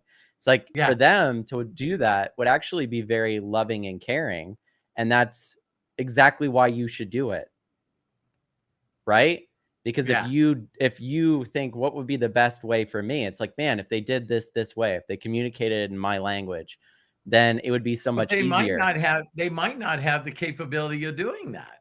That's not on them to have the awareness. You have the awareness. So why not you do it, is what I mean. Is it's like, Oh, okay. Like so me going, instead, from now on exactly when what you Terry, said. This is how Terry communicates. yeah. Instead of blaming her for the way that she communicates because she's not communicating in the way that I would prefer, I'm going to listen to her way of communicating, accept that that's the way that she communicates, and Yeah. try to learn how she communicates. Right? And then that's Right. the epiphany that you have, which is, holy shit, I was in my own way the whole entire time going, why won't she communicate the way I want? Or why doesn't she listen to me in the way that I want? It's like, Yeah, we it don't didn't make a difference how work many that way. times I told her. I said, "You're not gonna hurt my feelings. Can you be just as direct as You you know how possibly?" many times I've said to Hannah the exact words you just said, and it's never changed the way that we've communicated? Right. So get Because this. it's not the way she communicates. She's not Right. direct in that way. Yeah. Right. And so where do you build the confidence? Because we're talking about confidence. It's like where the words that you can't be saying is what's wrong with me. You know what I mean? That's a lack of confidence, right? And so it is pretty crazy. I wrote myself a note that I said, why is it that we always have to seek outside information instead of asking ourselves? It's like, what is this so lack of confidence and trust and our abilities to be quiet and get the right answer for us? Because if you're constantly not trusting yourself, then if you always are believing that you're missing that link, that piece of the puzzle, if you don't build the confidence in asking yourself a question, then what you're going to do is you're always going to find exact opposing thoughts on how to do something. So you can hear from one person that they believe that this is the journey or the hero's process, the thing that you need to do. Here's their thoughts and their belief on you need to go here and then do this and then do this and do this. Why can you run into somebody that's already at the level that you are at, want to be at, that didn't take that process in making it happen? And so when you really listen to people's stories, like Matt says, you look for things. Me, when I watch people's inspirational stories, what I'm consistently looking at is when they trusted themselves enough that they seemed to skip all the steps that other people needed to take to get to where they were going. And you know why? Because they didn't get the memo. I love saying that. They didn't get the memo that this is the way it's supposed to happen. So, in that Rock interview with Joe Rogan, he asked a certain guy to come look at him because he knew that person was the president of the WWF, that's known as, I think, the WWE now. And he said that he wanted to watch him train. And the guy smoked a cigarette and walked away. And he said, just keep working at it. Just keep working at it. The next thing he knew is that guy called the main dude. I forget, everybody. Vince McMahon. Vince McMahon, yeah. Vince McMahon. And they said, we want you to fly to Texas and you're going to be in one of the openings. And so his dad already was against him doing this. And the very first time that The Rock Dwayne Johnson ever wrestled in front of anybody, there was 15,000 people in the seats. And it's like, okay, you know what I mean? Okay, I'll do it, And then after he gets done, they go, "What are you doing tomorrow night?" And he goes, "I'm in Texas." And he goes, "Great, because the big event's tomorrow night. We want you to wrestle again that night." And he was going, "Wow, I'm here. I'm here."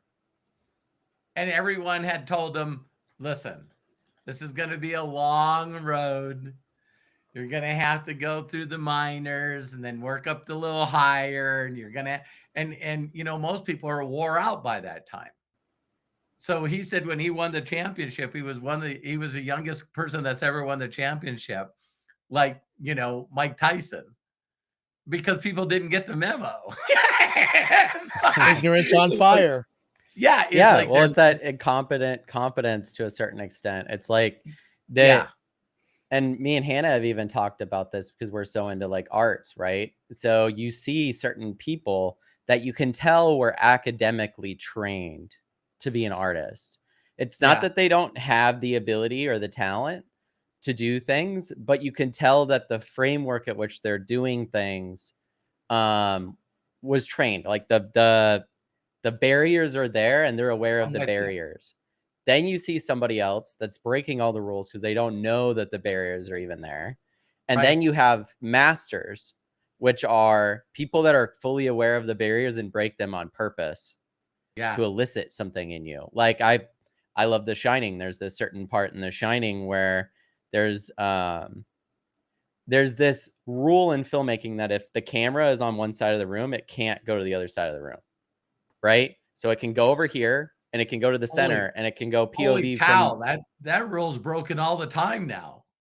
right, because it's disorienting for the Yeah. camera to be looking in a different point of view. It's like they're looking in a different direction than they are. Except if you're aware of that being the case, going back to motifs not just built into the film, but built into the way we watch the art in the first place. Now he's fully aware that to break that rule would disorient the audience. So he purposefully does it multiple times to elicit the feeling of discomfort or instability in the way that What things are working. I just And you see seen a people do this in books too. There's certain yeah. writers that will not use proper grammar on purpose because they know it's messes with your mind enough for you to go, wait, this isn't the way that it normally works. Robert. And, Yes. right? It's Yeah, I think it keeps getting gooder and gooder all the time. Thank you. But exactly. Yes. And you'll have grammar people that are like, hey, that's not how you're supposed to say that. Good. You stopped them in their tracks. You made their consciousness stop that flow. And the purposeness of that is everything. There's some people that break those rules and do very well because they don't know that they exist. But I think mastery is knowing that those laws exist, but great. disregarding Boy, them on purpose. And that's confidence that's too, by the way. a different level of confidence. Yes, yeah. I immediately thought, I know there's things that I do on stage that I've been told are things Not to that you're do. not Yeah. Exactly. that Right. that you're not supposed to do that. Like You know what not I writing mean? a script before you go up, not Yeah, knowing what you're gonna where's your PowerPoint? You know what I Where's your mean? It's PowerPoint? like, Why are you wearing a Hawaiian shirt and shorts on stage when everybody else is wearing, a suit with a tie? Yeah, you didn't get your Versace ready?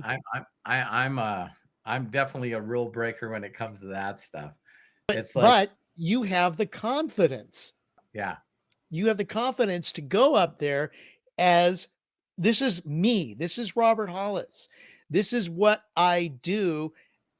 Accept me for who I am because I'm able to communicate with you and people appreciate that. You know what's so interesting? Because this kind of what you said, Craig, adds onto a conversation that me and you, Dad, have been having in private, which is the whole like persona we said we conversation. would talk to Craig when the time was right. Yeah, right. No, go ahead. But go no, we had this conversation the other day, and this could be like a whole video, right? About confidence and persona, right? Because there's certain people like Lady Gaga or other people that go by a persona that I'm then blown away. allows I'm them, blown away by this concept, by the way. yeah, that allows Yeah. them to bring that confidence that they don't have in themselves when they're not that character. And actors do this, of course, all the time, right? It's not like, but as an artist, like Banksy, well, I'll use Banksy as an example.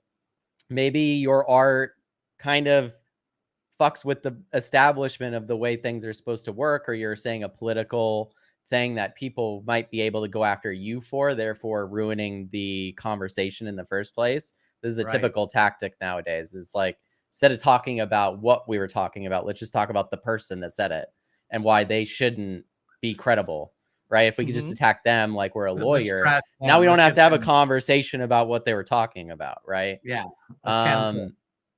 Exactly. But we were talking about this because you can see these artists, right? Like Eminem, Marshall Mathers. I could keep going on and on and on, right? And there's this one interview that like really stood out to me. And I'm even seeing this in like one of the biggest artists right now is The Weeknd, right? His real name is Abel Tesfaye. But for the first time, he's made all of these albums as The Weeknd. And now he's saying, I'm making this final album as The Weeknd, and now I'm just going to be known as Abel. And David Bowie did this exact same process as an artist.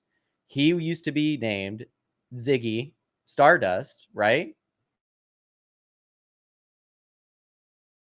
And now he made a transition where now he just goes by David Bowie. Matt, repeat what you just shared, because I know that we lost you for just a moment. Yeah, just starting a with second, about you guys David popped Bowie. off. But no, Yeah. David Bowie went through the same thing that The Weeknd went through, and Prince went in a different direction. I'll get to that in a second. But David Bowie, at the beginning of his career, went by the name Ziggy Stardust, right? And if you look at interviews of why he did that, he said because he lacked confidence in who he was as a person to go by David Bowie. Wow. And as he got more of a stage persona, he realized, man, maybe Ziggy Stardust is actually more me than is Ziggy. Maybe I just need to go by David Bowie and dress the way that I want, be who I am. And there was that transition of him as an artist, right? Wow. Or you'll see solo people that are part of a band like the Beatles go out like Paul McCartney and make a solo career off their own name, right? So now I'm not a Beatle, I'm Paul McCartney, right? And so we were talking about this process. Yeah, we were talking about this process because this is something I've struggled with my own art. It's like, do I go by some pseudonym or persona so then I can have all the confidence that I want in what I'm saying and what I'm doing? Or do I skip that step and try to build the self-confidence to just go by Matt Hollis, right? That I don't need to stand in that direction, right? But I also brought this up to my dad. There's many people that go by their real names that also have developed a public persona that isn't their real self, right? They'll go by the name and then it's like, that's who they are in public, but who they are. And Jim Carrey's done this many times. He's like, listen, the Jim Carrey that you know in public is a character that I've invented. That you go, Jim Carrey's here, and I get to become Jim Carrey that you know from the movies, that you know in public. But the Jim Carrey that you'd have a conversation with in private is not that character. That's not me. That's not the true me, right? And he struggled with that, figuring out, okay, I invented a character that everyone loves. Do they love me or do they love the Jim Carrey that I invented, right? Robin Williams also. Yeah, Robin Williams. The thing Craig would probably relate to this. I just remember when I was young and we got the car, confidence to get the car, that whenever we did that, then we went on a road trip. And when we went on a road trip, the joke amongst everyone that was on the road trip is when we show up in this other city, now we get to be who we want to be. Yeah, there was no internet or anything, so they couldn't look you up. They couldn't be like, hey, what have you done with your whole life? So now I'm going to be this other character that's got confidence that can be this person because everyone in my home city knows who I am. Everyone in my family and friends know who I am. So now I get to be somebody else. And it's like maybe some people that's deep, Matt. That's no, really I think that's a path that you should think about. If self-confidence has been something that you've dealt with, and maybe you need to do the therapy or the internal stuff to figure out why you don't trust in that. But I'm not, listen, I'm still going through that same process where I'm going, we all are. Yeah, do I want to, and this is the thing too, is it's like, okay, I grew up with my dad who speaks on stage and does all these things. Is the version of my dad different than that version that you guys get? It was for a very long time until lately, till like the last couple of years. Because I'd say that there were things, and this is one of those big ones where I was like, listen, my whole family, we cuss. Profanity is part of the way that we talk and communicate. with one another, it's never used maliciously. It's just part of the way that we communicate, right? Right. It's just the way that it is. But the version of my dad that's on stage wouldn't say those things in the past, where now the person that I see on stage doesn't care. So then those two people are blended, where it's like, no, I can actually say whatever I want. People are still going to be there. They're still going to show up. The people that I alienate are just less like me. So it's fine. Right. And the people who you alienate don't accept you for who you are. Yeah. I've now come to the understanding that the people that find wrong in people are going to eventually find something wrong in me. Very true. There's this thing, an age-old thing, is it's like, if you try really hard to not get people to hate you, eventually they'll find something to hate about you, and you'll be stuck because you've tried so hard to figure out ways not for them to hate you that you don't even know how to be yourself anymore. You don't know how to just go back to baseline. And So then your confidence there. You go in and you start apologizing for who you really are. You're like, I'm sorry that I let myself out. Apologies for that. You know, and you watch when people have confidence, that when they really want to just serve those that want to be entertained, you know, you get to the point where you realize that the more you attract, that you still find these people that are playing games. You know, I love MMA, and so one of the trending things on X today was Dana White. And the reason why is, while he was on a live chat talking to people, he out of nowhere goes, What are you talking about? You want to oil me up? What do you mean you want to? I don't even know what that means. Why would you want to oil me up? So someone got him. It was funnier than shit. He started giggling, and now it's gone fucking viral. And so there's this girl that's part of the MMA that does all these announcements, right? So she walks up to him at the very next time that she's interviewing him, which she interviews him all the time, and she's got a great big gallon jug of Crisco oil.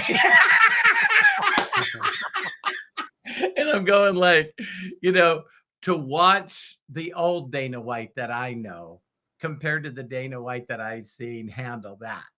It was like, normally he's like, you know, who's not paying attention to the chat? Why didn't someone fucking delete this son of a bitch? You know, it was funny exactly. that he was laughing more that this guy got him. Like, you know, I got, you know, Ben Dover showed up on one of my Yeah. Well, I think that's the thing, is like, you can tell when someone is playful with life or when someone is serious about life. Oh yeah. Right. Oh, and it doesn't absolutely. mean that you can you have to lack a seriousness in things. It's just, you need to lack that seriousness when it doesn't go your way. Right. Yeah. Like, you can be very serious about the live stream, but when it doesn't go your way that you envision, going back to the expectations, if you lack that expectation, you just let it go, right, and be present. Then when someone messages you that shit, you just go, oh, whatever, right? Like, it's funny. And when someone says something about your looks, or tries to troll you, or tries to get you out of your zone, all you can do is like laugh at it, because, and I've said this before, I heard this popular streamer say this, but it's like, if you're worried about someone commenting negative stuff on what you're doing, just imagine you're in person looking at each other, because odds are you wouldn't take that person serious if you saw them. That's good. Right? You'd go, what? Seriously? But it's leveling up your confidence. It just, again, you think that you got it going on, right? And then all of a sudden something catches you that's I don't know. I guess, you know, we were talking about visualization, but you didn't imagine in this thing that you were going to do, that you got so excited. And so your imagination is imagination. You got to have that kind of vision. And then you do a video and no one watches it. You know, there's no comments, there's no shares, there's no nothing. And it's like, wow, that was a pretty difficult blow. And what you don't realize is it was a blow of your unrealistic expectations. So your imagination went, I'm going to do this video. And guess what? The next morning, I'm going to get up. There's going to be 2 million views on it. And I'm going to have, all of them are going to decide to subscribe. Yeah, because it's interesting because even what we were talking about the other day too is it's like, okay, if manifestation exists, then it's very important that you don't think negatively because you're going to manifest those things as well. Yeah. So it's training your brain to go, fuck that. I don't need this. Like, why am I doing this to myself again? Yeah. And I think that what is that, Matt? Confidence. Well, it's like the ability to be silent with yourself and actually process what you're doing and what you think and what you feel. Because it's interesting. Like I brought this up to my tattoo artist and she hadn't heard it before, but I'm like, because we were talking about all these philosophical things. And she was like, I forget exactly where the conversation went, but it's like, well, why do people do this? And I'm like, history keeps repeating itself, right? Why do we keep doing the same shit? And it's like very hard to get out of the animal brain that we've all been given. Like that process is still there and still running in the background subconsciously forever. Fear of dying, trying to stay alive, trying to do all these things. Trying to protect you. It's right. Keep you alive. It's running your body, your meat suit. So your goal as a human being then is to do the thing that transcends that human body, which is your consciousness or your soul, whatever you want to call it, right? That part, we have no science to say will stay or will go anywhere. We don't really know.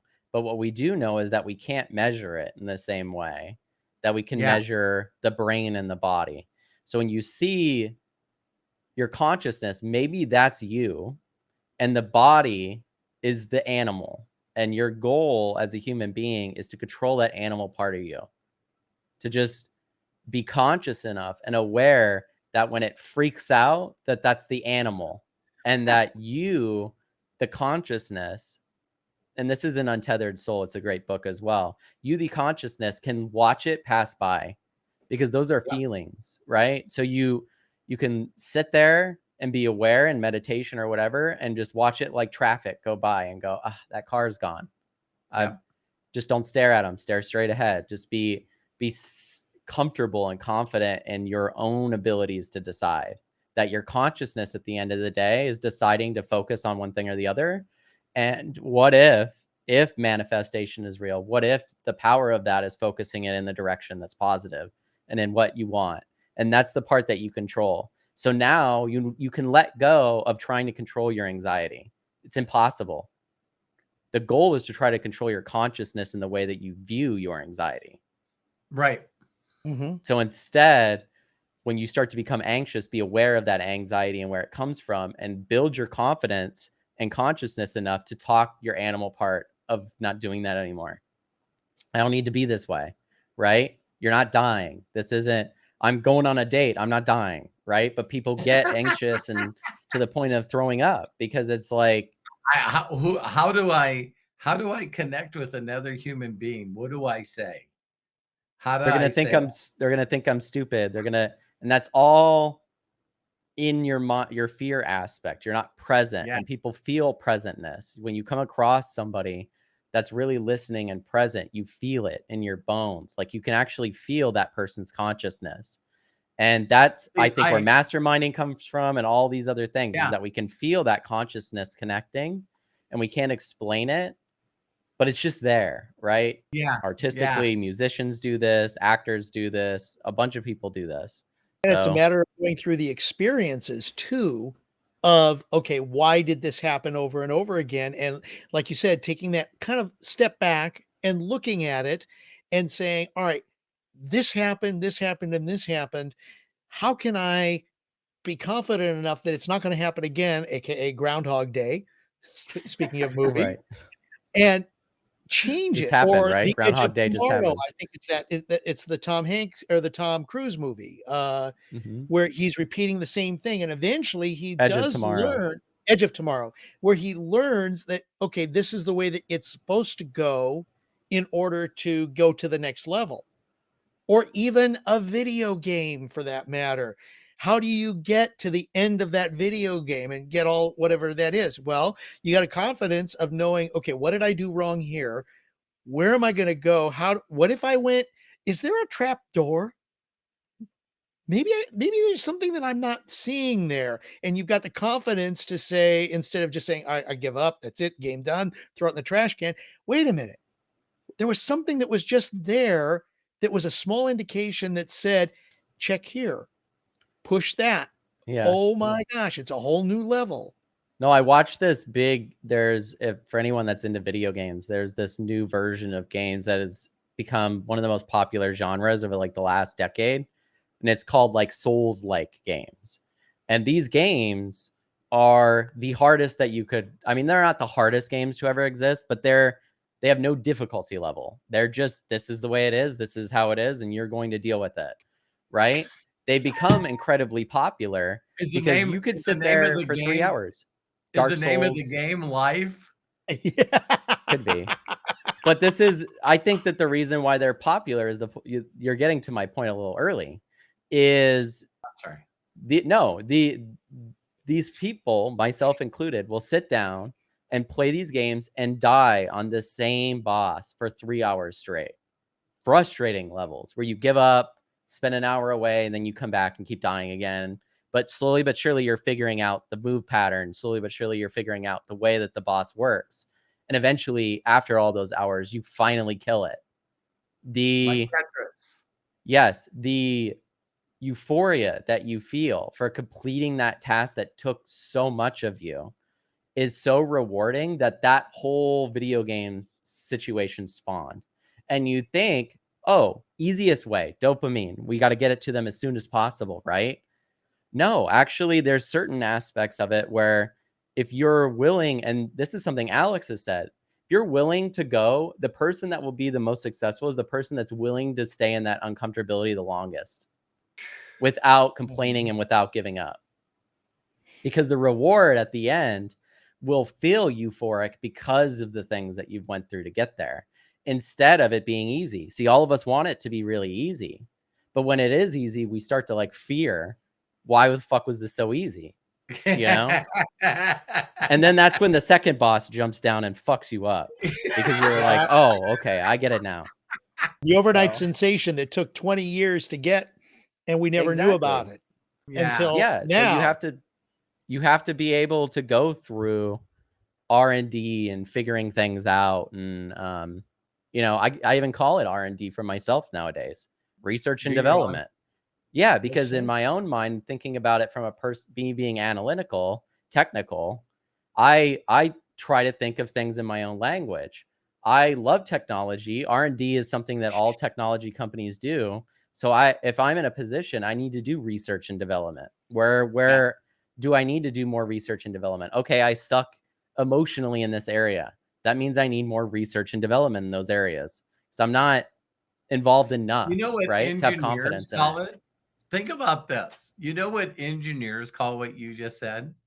What? And it's in the name. Trial and error. Right. Mm-hmm. It's like everybody knows. Everybody knows.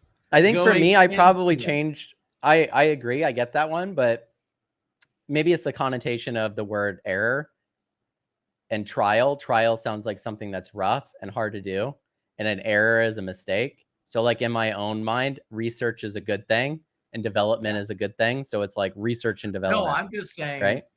I'm just saying that as an engineer, when I started going to school and learning engineer, that it was, and the people that I worked with, we were constantly trying things that we think would make the situation better.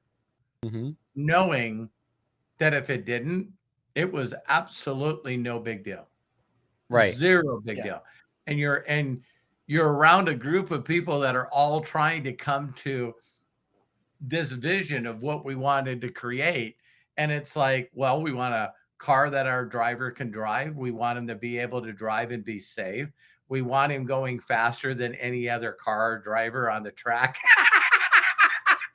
It's No, like yeah. it's like, and so you come up with all these ideas, but you're surrounded by it's like I heard Bill Maher say this last night that he said, I always laugh when people talk about people that are athletes. He says, so when people go Super Bowl and NFL, it's like, why do even people care? And he goes, people just don't get that that's the last place where there's true, raw truth. He goes, you can be, your grandfather can play in the NFL and your father can play in the NFL. If you're not good, you're not fucking playing. He goes, there's tens of millions of people that are watching this game. And he said, with baseball and basketball, it's like, well, the best out of 7. Hockey is the best out of 7. Football, you don't win, you fucking go home. And that's probably why I like drag racing too. It's like you do all this work in the winter and you go down the track and the other car beats you and they just take your number off your window. Well, yeah, I mean, you don't get to go back in line, which they call a single elimination. But he goes, the thing that people don't get about athletes is we get to watch an athlete have a game that seems like it puts them in a status of being in mortality. It's like, how did they catch that ball? How did they throw that ball? How did they pull it off in the last couple minutes? And he says, at the same time, we're watching the other team fall in despair. And there's nothing they can fucking do about it. And he says right. these legends are always the ones that were going, oh my God, they're down by 2 touchdowns. It's already the 2-minute warning in the last fourth quarter. It's like this game's done. And then there's the people who are going, you don't know who the quarterback is. Yeah. He Well, it doesn't goes back to play. the dream thing, right? It's like you don't know how big the dream of now that what person happens is, right? is the Brady's of the world, and now the Mahomes. Mahomes broken every record that Tom Brady's had at the same place that he is, and people keep saying all the time that no one's going to beat the GOAT, right?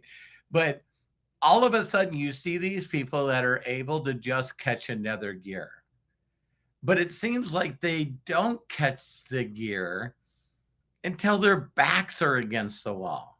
It's like we always say this of athletes all the time. It's like, why not just play good the entire fucking game? No, drama shit's got to happen, like an interception or a fumble, and someone takes it down all the way to the other end.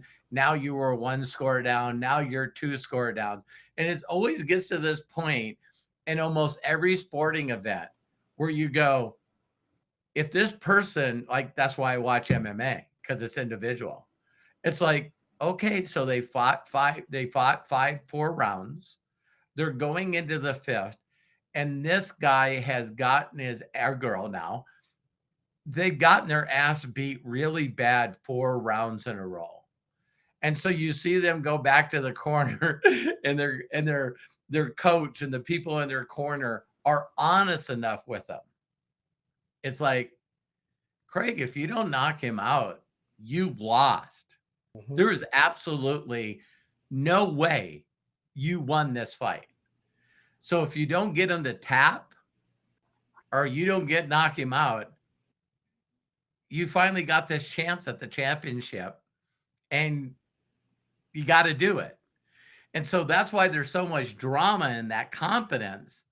And 2 things happen. We get to see the guy actually do what he needed to do or her to do it. And now it's the upset, right? Or they go out in the 5th round and they do exactly the same fucking shit they did in the first 4. And we're all just standing there. It's like this is every athlete on the planet that stays in too long. You know, so now you're seeing Floyd Mayweather fight De La Hoya, and you're just like, dude, what the hell are you doing? And it's like Mayweather never fought better, and De La Hoya never fought worse. And it's like, yeah, I love watching that. That's why that stuff inspires me. Well, the Rocky movies.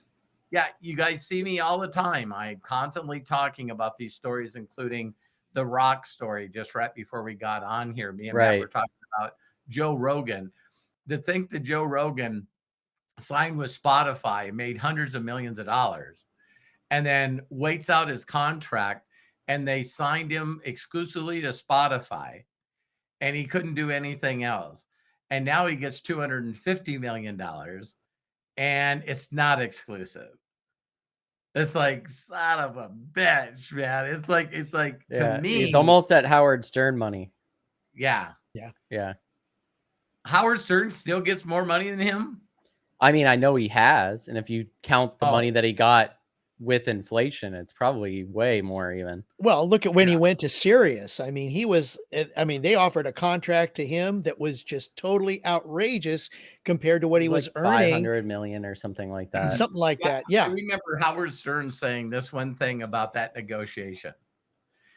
He said, you want to talk about a move. Again, we're talking about communications. I wish communications was a thing that was taught every day in school, just like things that we don't use anymore. Howard Stern said that when he went in, they normally talk for a while, but he slid the contract in front of Howard Stern, and it said Stern/XM. And he looked at that and he goes, what is this? If that's what we got to change our name to get you on there. Yeah, so it looks like the first contract was. Yeah, and he said just them doing that. If it needs to be called Stern's XM radio from now on, that's where we're willing to go. And he goes, what did my mind say? I don't need that. Well, the rest of the negotiations is over. They immediately says, we'll rename our corporate company if you come over. And he's like, I don't need that. And he's going, really? I'll just take he signed a 5-year contract, 120 million a year. Yes. 120 million. Now, at that time, and that was what, about 20 plus years ago? No, 15 years ago or something like that. Okay, yeah. But at that time, nobody in radio was even close. Radio. I forgot Craig's background with radio. He was probably like, what? I should have stayed in radio. and the thing was, okay, here's confidence. Okay. He felt he had it. Everybody around him felt he had it. Everybody else in the industry thought, this is so stupid. He's going to go there. He's not going to last a year, and he's going to come crawling back to terrestrial, as they call it, radio, meaning the broadcast over a small little radio speaker that you carry with you, not cable or now something along the lines of a Spotify or Sirius or anything like that. He was doing a podcast before podcasts exist. Right, to a certain extent. Yes. Yeah. Like he was recording and even the video podcast he was recording in his set and had all those viewable too. So it's we were talking about Howard Stern, and it's like in my world or in my area, it blew my mind when XQC, this big streamer, signed a $100 million contract with Kick, right? Which is this other streaming network that's not Twitch. $100 million was not an exclusive contract. So he still streams on Twitch and Kick. Do you guys want to know how much LeBron James's contract was to join the Lakers? $97 million. So this young dude that streams from his house got a better deal to join this other site because of the traffic and the things. And he's absolutely brought that to them. They're now the 4th biggest streaming network. But it's interesting because similarly with what you said, Craig, everyone was like, he'll go over there and that will die off because people had seen this before. And He'll just come back to Twitch and he'll just be $100 million richer, right? And it's like, well, no, actually, that's not what's ended up happening. They've signed more people and are on their way to catching up with Twitch. Maybe eventually they'll buy Twitch from Amazon. Mhm. But it's How do you interesting buy because you have to have that anything new from age thought. You have Has to go, anybody this is bought where it's supposed to anything be. from Amazon? I have. Yeah. No. No. What do you mean? I feel like most people have, Dad. No, I'm just I kidding. know, I meant like I know parts of their you were. corporations. That was funny. That was good. Of course we buy from Amazon. Shut up. No, no, I mean, it's just the way it goes. You have to have confidence in your own abilities and develop value. You know, I think Right. one of the trainings I love that you shared, even in that video with Jim Rohn, right, is that teaching that people are paid more because they're more valuable. And Yeah. it doesn't mean just skill set. It's you as a person are more valuable. Yeah. Right. And I was just watching the making of this game that was really big, right? And you always see these people because I'm watching this documentary and there's this guy that's a QA tester. So that's quality assurance. He's playing the game to see what's broken and what bugs are in it. So then the real developers can fix them. And you watch this guy be in QA and he's like, I've always wanted to design levels. So what did I do? I designed some levels and I brought them to the lead developer and said, here's the levels. And he liked them enough that then he went from QA to assistant level designer. And then they had this big demo that they were going to have to show. And he's like, everyone was working on the demo and he just had a different idea for the demo. So he just made it, brought it in to Neil Druckmann, who was the game director, said, here's what I think for the demo. And he's like, that's the demo we're going with. That's fucking amazing idea. Mhm. And you still see these people, right, that are in these positions and do not know the rules. Yeah. Because if you know the rules of game development, you start as a QA tester and then decades later, you get to be a game developer, right? You have to start at the bottom and work your way up, even if you have skills in those areas. Maybe you even went to school for those areas. There's a hierarchy of the way things work, except for people that don't believe they exist. Are don't know that they don't know. Yeah, he was just like excited and ecstatic to be working on in this big, amazing studio. In my opinion, there's no better way to explain the way I think. Yeah. It's like you have to see the opportunity there instead of see the fear of what would happen. I'm constantly asking myself the questions, and I'll just give you guys a really quick one. It's like I'm always trying to level up on my connection. Okay. So, like Matt says, research and development, it's important that I consistently research and find out if there's better connections than the one I'm currently utilizing. So, you know, you got to ask yourself those difficult questions. So for me, it's always been meditation and prayer, and I'm very careful how I even explain that, not to alienate the people that know everything. I apologize, you know everything. So there you go, So when I say the word prayer and meditation, it's funny how both words can offend somebody, So I just believe in prayer. That meditation is not the thing, and then I say, well, listen, prayer is when you're doing gratitude instead of asking for shit, and meditation is when you're listening. So there's always been this thing that I've always seen that I've really adapted to. That's guided meditation. Okay. So watch me trick myself like I always do. All right. So, so I heard that there was this Jose Silva method that Vision Lacanni uses, right? And so I've heard of it. And I always mention to people what I'm doing. I'm just an open book. And so it was pretty amazing to me that Jose Silva no longer lives. So now Vision Lacanni has the rights to this kind of meditation. So of course I bought it. Me and Terry went through it. Not for me. That's all I can say.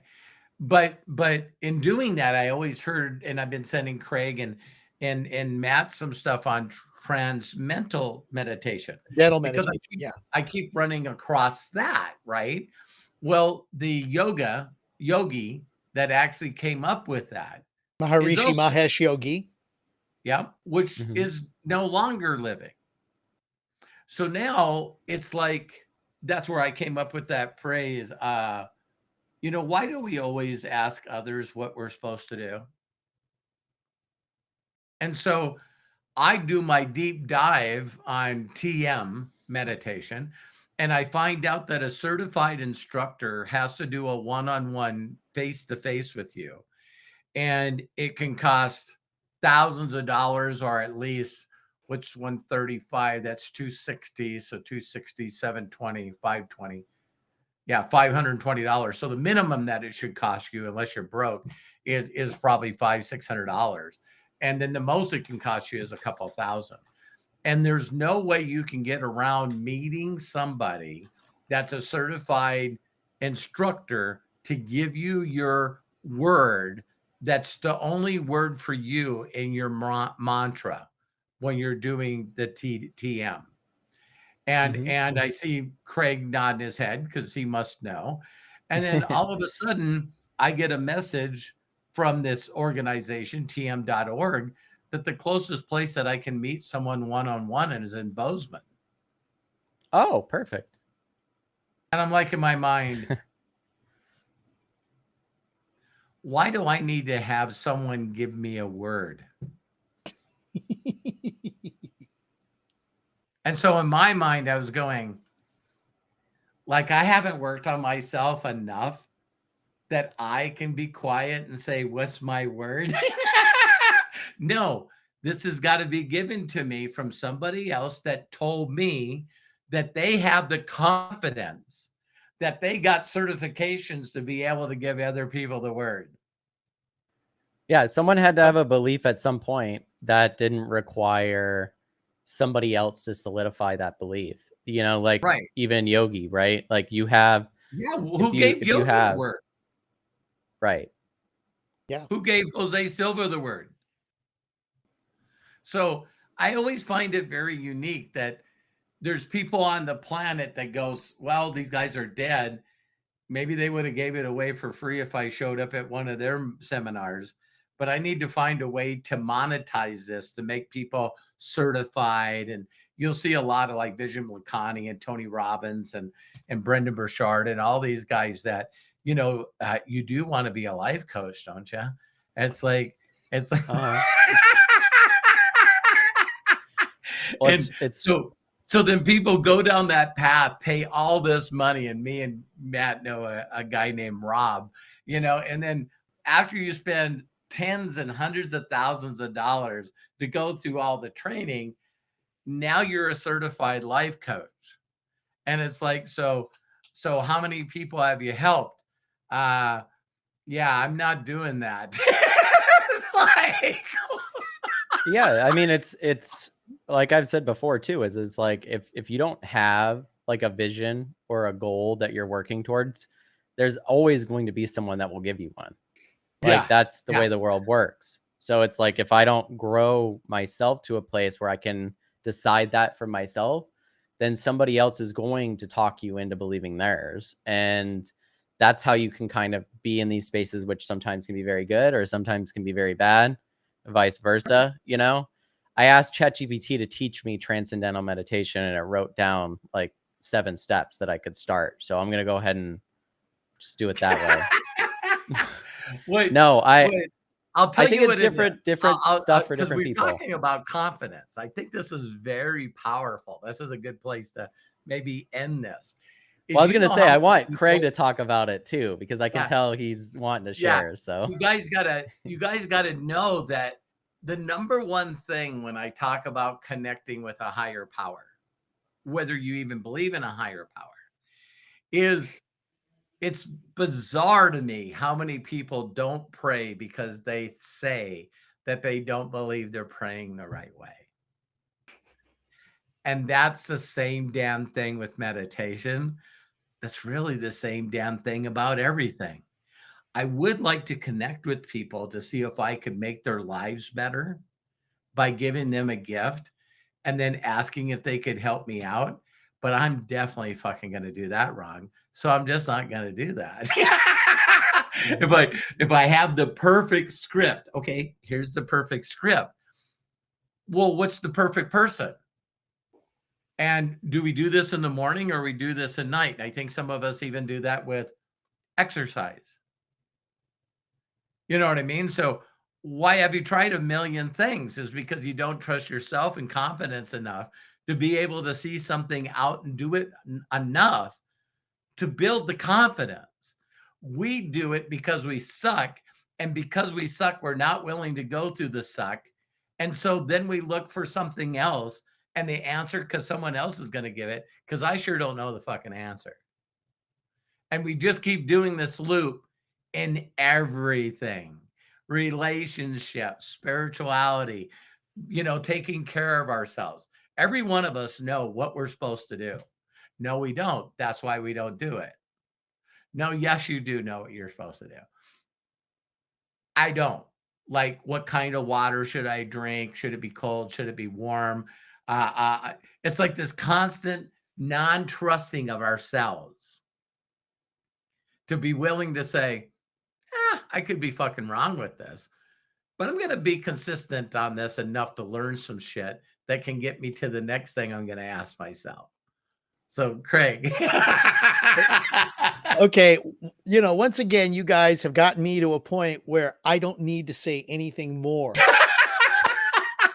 Because we have done it. I mean, we have gone through, it's, okay, you shared with us, Robert, earlier about confidence from ChatGPT, and we've gone through a lot of that. I mean, there's a few more things that that are there, like, surrounding yourself with support, which we kind of brought up, but improving body language. We kind of touched on celebrating success, seeking feedback and learning, which we did talk about. Stay healthy. Okay, fine. Professional help. Yeah. But again, it's a matter of going. And Matt, you even said that in, I think it was in the last podcast, of going inward and building up finding the puzzle pieces that fit you instead of trying to find what puzzle you fit into. Thank you. Mm-hmm. Exactly. Yeah. And once you find those puzzle pieces that fit in you, what does that do? That gives you the confidence, that gives you the passion, the desire that you want to move up. And okay, sometimes it's by 25 steps. Sometimes it's step by step. And that's what I love, Robert, about the getting 1% gooder every day, so that at the end of the year, you're 365% gooder than you were when you started. Right. Craig, Matt caught on. Did I stir something up in you when we were talking about the TM, the transcendental meditation? No, well, it made me want to look at it and try it. And that's here's one because of the you things shared it with me. There's no one else that has your word, and it's like you can ruin the whole damn thing if you share your mantra word with somebody else. Oh, yes, I rolled my eyes because when you shared the other video with me, that was kind of like, okay, here's TM in 5 minutes. Right. And it showed a word. And I went, I don't need to go through this. Okay, here's a word. What does it mean? Vasa. Nothing. Vasa. Yeah. What does it mean? Nothing. Is it something that I can focus on? Yes. So I had the confidence, and in fact, I've started doing Vasa. And why not? What? Why not try it out? Why not see if that puzzle piece fits in you? Yeah. Exactly. Right? And so, and boy, the first time I did it, it felt good. Yeah. And I've started to do that. Now, I'm a little off schedule now, but Robert, it was funny how you shared that, and Matt too. It's like, okay, no. You have to get it certified from this person. Yeah. No, you don't. I was able to find out how to do it. In California, I can guarantee you that both of you probably have a center within walking a mile. Distance. Right. Oh, I'm sure there is. Yeah. I, yeah, and Yeah, no, you know don't. what determines if this is supposed to be something that is natural, that is available to everybody? You're telling me that you had the confidence and trust in your ability that you were gonna give this a shot. Yes. And then you started doing it and you felt the result. Yes. Wow, what a concept. Yeah, I mean, put your expectations mean everything too. If you go into things, we know this from blind studies, right? The placebo effect, that if you go Mhm. into something believing it will work, odds are it will work more than it doesn't, right? Because That's gotta be the in your biggest one mind on and body, confidence. you believe it, right? So it's like right place, right time. You give somebody a book that saved your life or helped you out, they read it and they go, not for me, right? Yeah. As where certain it did a lot for you because right place, right time, right? Yeah. And sometimes you need those certain things to wake you up. Like confidence, I would say one of the great things that I did for myself is just at one point I just gave myself a week of forgiveness, right? I just gave myself a week to just not think about bullying myself, not think about the shit that I'm not doing, haven't done in my life that I wish I would have done sooner. I just gave myself a break, right? And this is something that my therapist said to do. It's like, just take the week off from bullying yourself. Try it, Mhm. right? Just give yourself that time. And if you start Good, doing it, good. do something that takes you out of that funk. Go do something else. Go on a walk, play a video game, watch a movie, whatever gets you out of that funk of thinking that way. And it's like, of course, the therapist was fully aware that if I took a week of not doing that and really actually tried hard at it, that I would feel better, right? Enough to want to keep doing it. Amazing. The second step is, now that I've forgiven myself, how do I build confidence outwards, right? How can I be confident around other people? And I think that that comes from a place of absolutely 100% the exact same forgiveness that you gave yourself. And it's just outward instead of inward. So now instead, if I'm confident in what I'm saying and I make a mistake or I say something that hurts somebody, forgiveness is everything. Mhm. Yep. Forgiving myself for making that mistake, not going, why did I make that mistake? I can't believe I'm that type of person. And then the second, even more outward important thing, asking for forgiveness for the person that you harmed or hurt by doing that. If you're capable of doing those things, you can grow so much confidence in Yeah. your abilities to do things, because you're confident not in your ability just to do things, but then when failure happens or something that takes you out of that confidence, you're confident in your ability to make it right. Yeah. And that is such a huge part in self-confidence. And you'll see in other people that it's infectious. If Yes. you're confident and apologize for when you make a mistake, sorry I was a little short with you earlier. I had all this other shit going on. You don't even have to make excuses.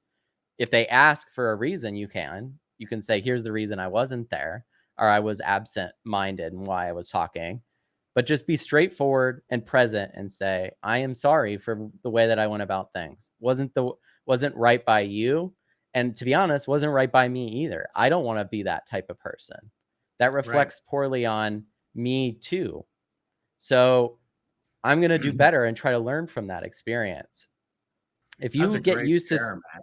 Yeah, if you get used to saying I'm sorry and asking for forgiveness, not in a place of like sadness, but in a place of learning, then you will grow that confidence, because then when you trip and fall, and that's like my dad was saying earlier, right? Just laughing it off, right? Yeah. When you trip and fall over a rock, you don't look around going, I'm so embarrassed. You go, I just fucking tripped over a rock. Like, if people, that happens, you know?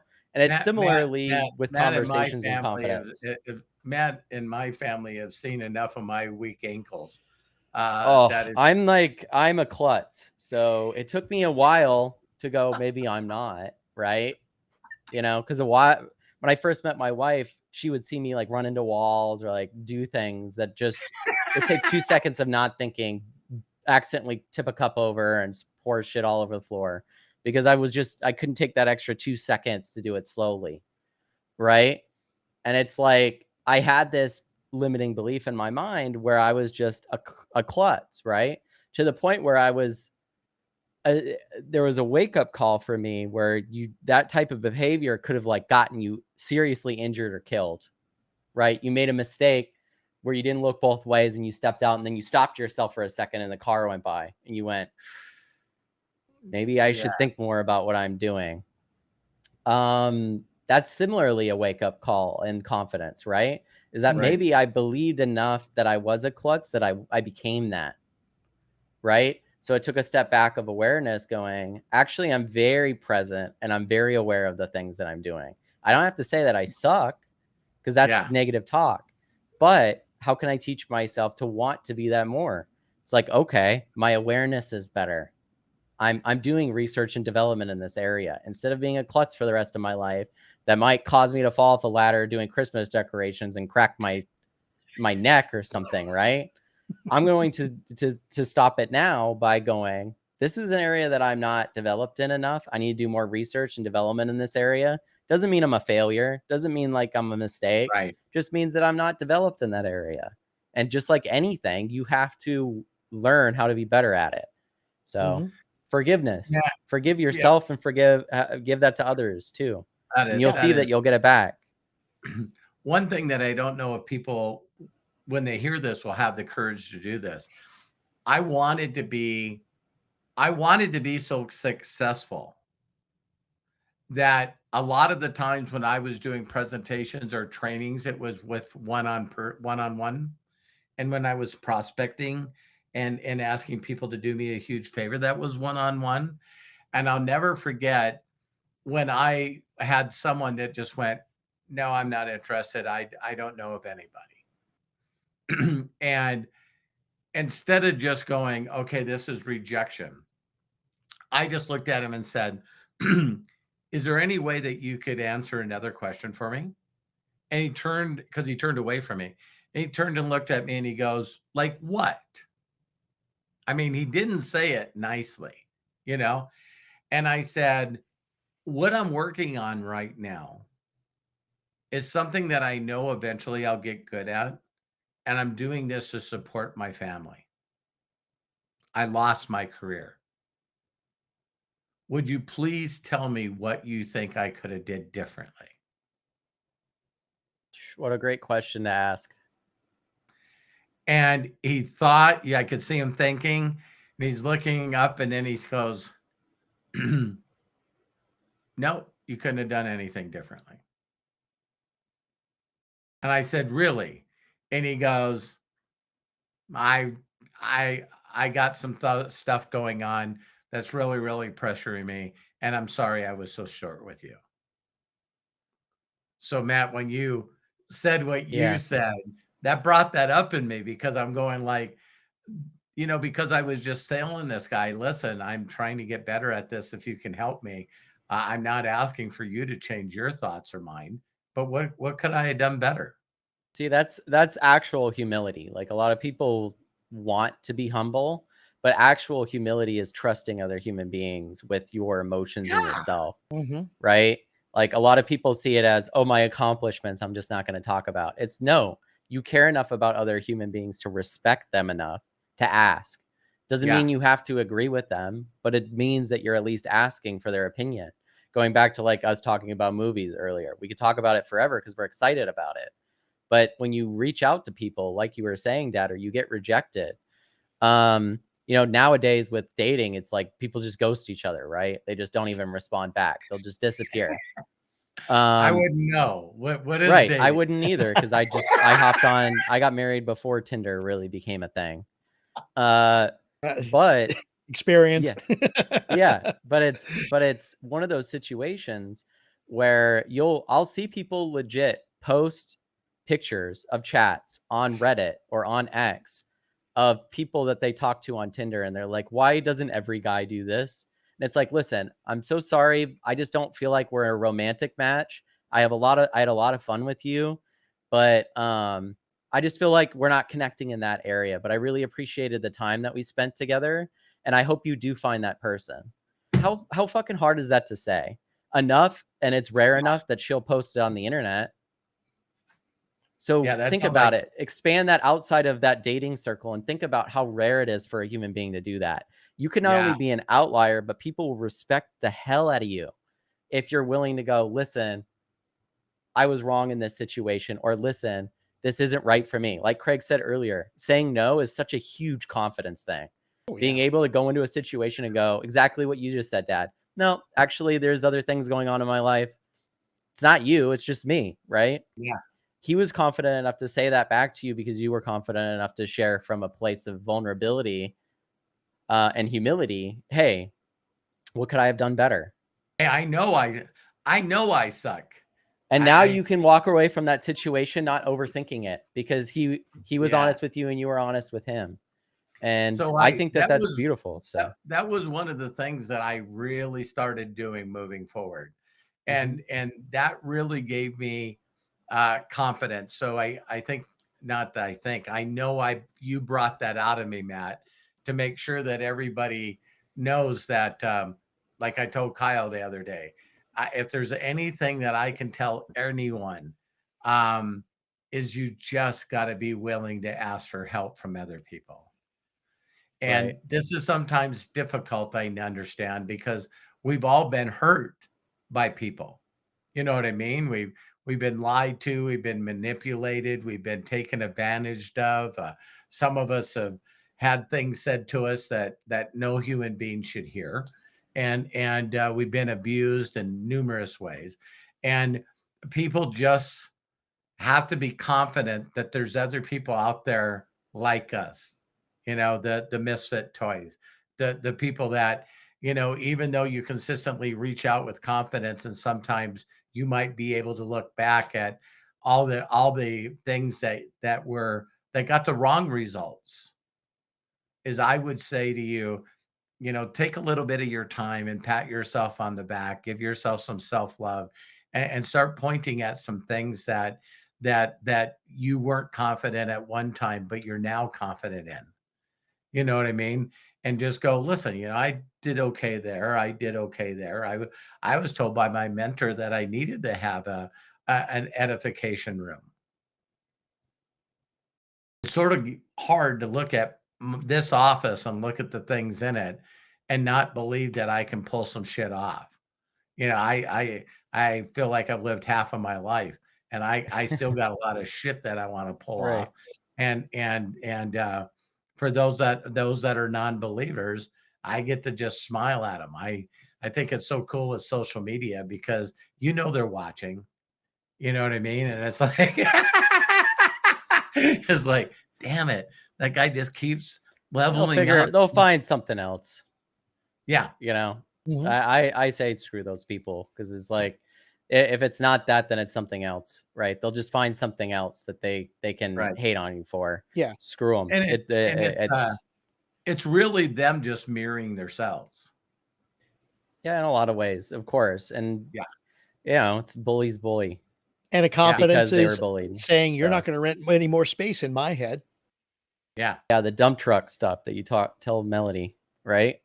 Like, don't let people back up their dump truck into your mind and dump all their shit on you. I'm very, very, very confident that we covered this topic very well. Yeah, no, we did. I'm confident as well. So, I mean, this was a great podcast. I feel like the time just flew by. I was like looking, and it's 2 hours and 36 minutes already. So, incredible job, guys. Incredible job. I'm going to throw it to Craig. Craig, do you want to close this out? Well, the only thing I would want to say is please like and share this with others. And we appreciate you listening. To join our inner circle, go to roberthollis.com/join. We do a lot of things with not just the three of us, but with more people in an inner circle environment that is to help you to go to the next level. Matt, thank you so much for being our executive producer. Robert, bless you, my friend. Thank you for being our GPS, as Melody puts it, our GPS to success. And thank you for watching and listening. We look forward to sharing more on Unlimited Wisdom with you next time on episode 3. Until then, please be good to yourselves. be cash, and bye-bye. Thank you, everybody. Thank you so Love you, much. See you on Craig. Inner Circle Love you, tomorrow. everybody. Love you, Love you, Matt. Matt. Love you, Robert. Thanks, guys. You bet. Bye-bye.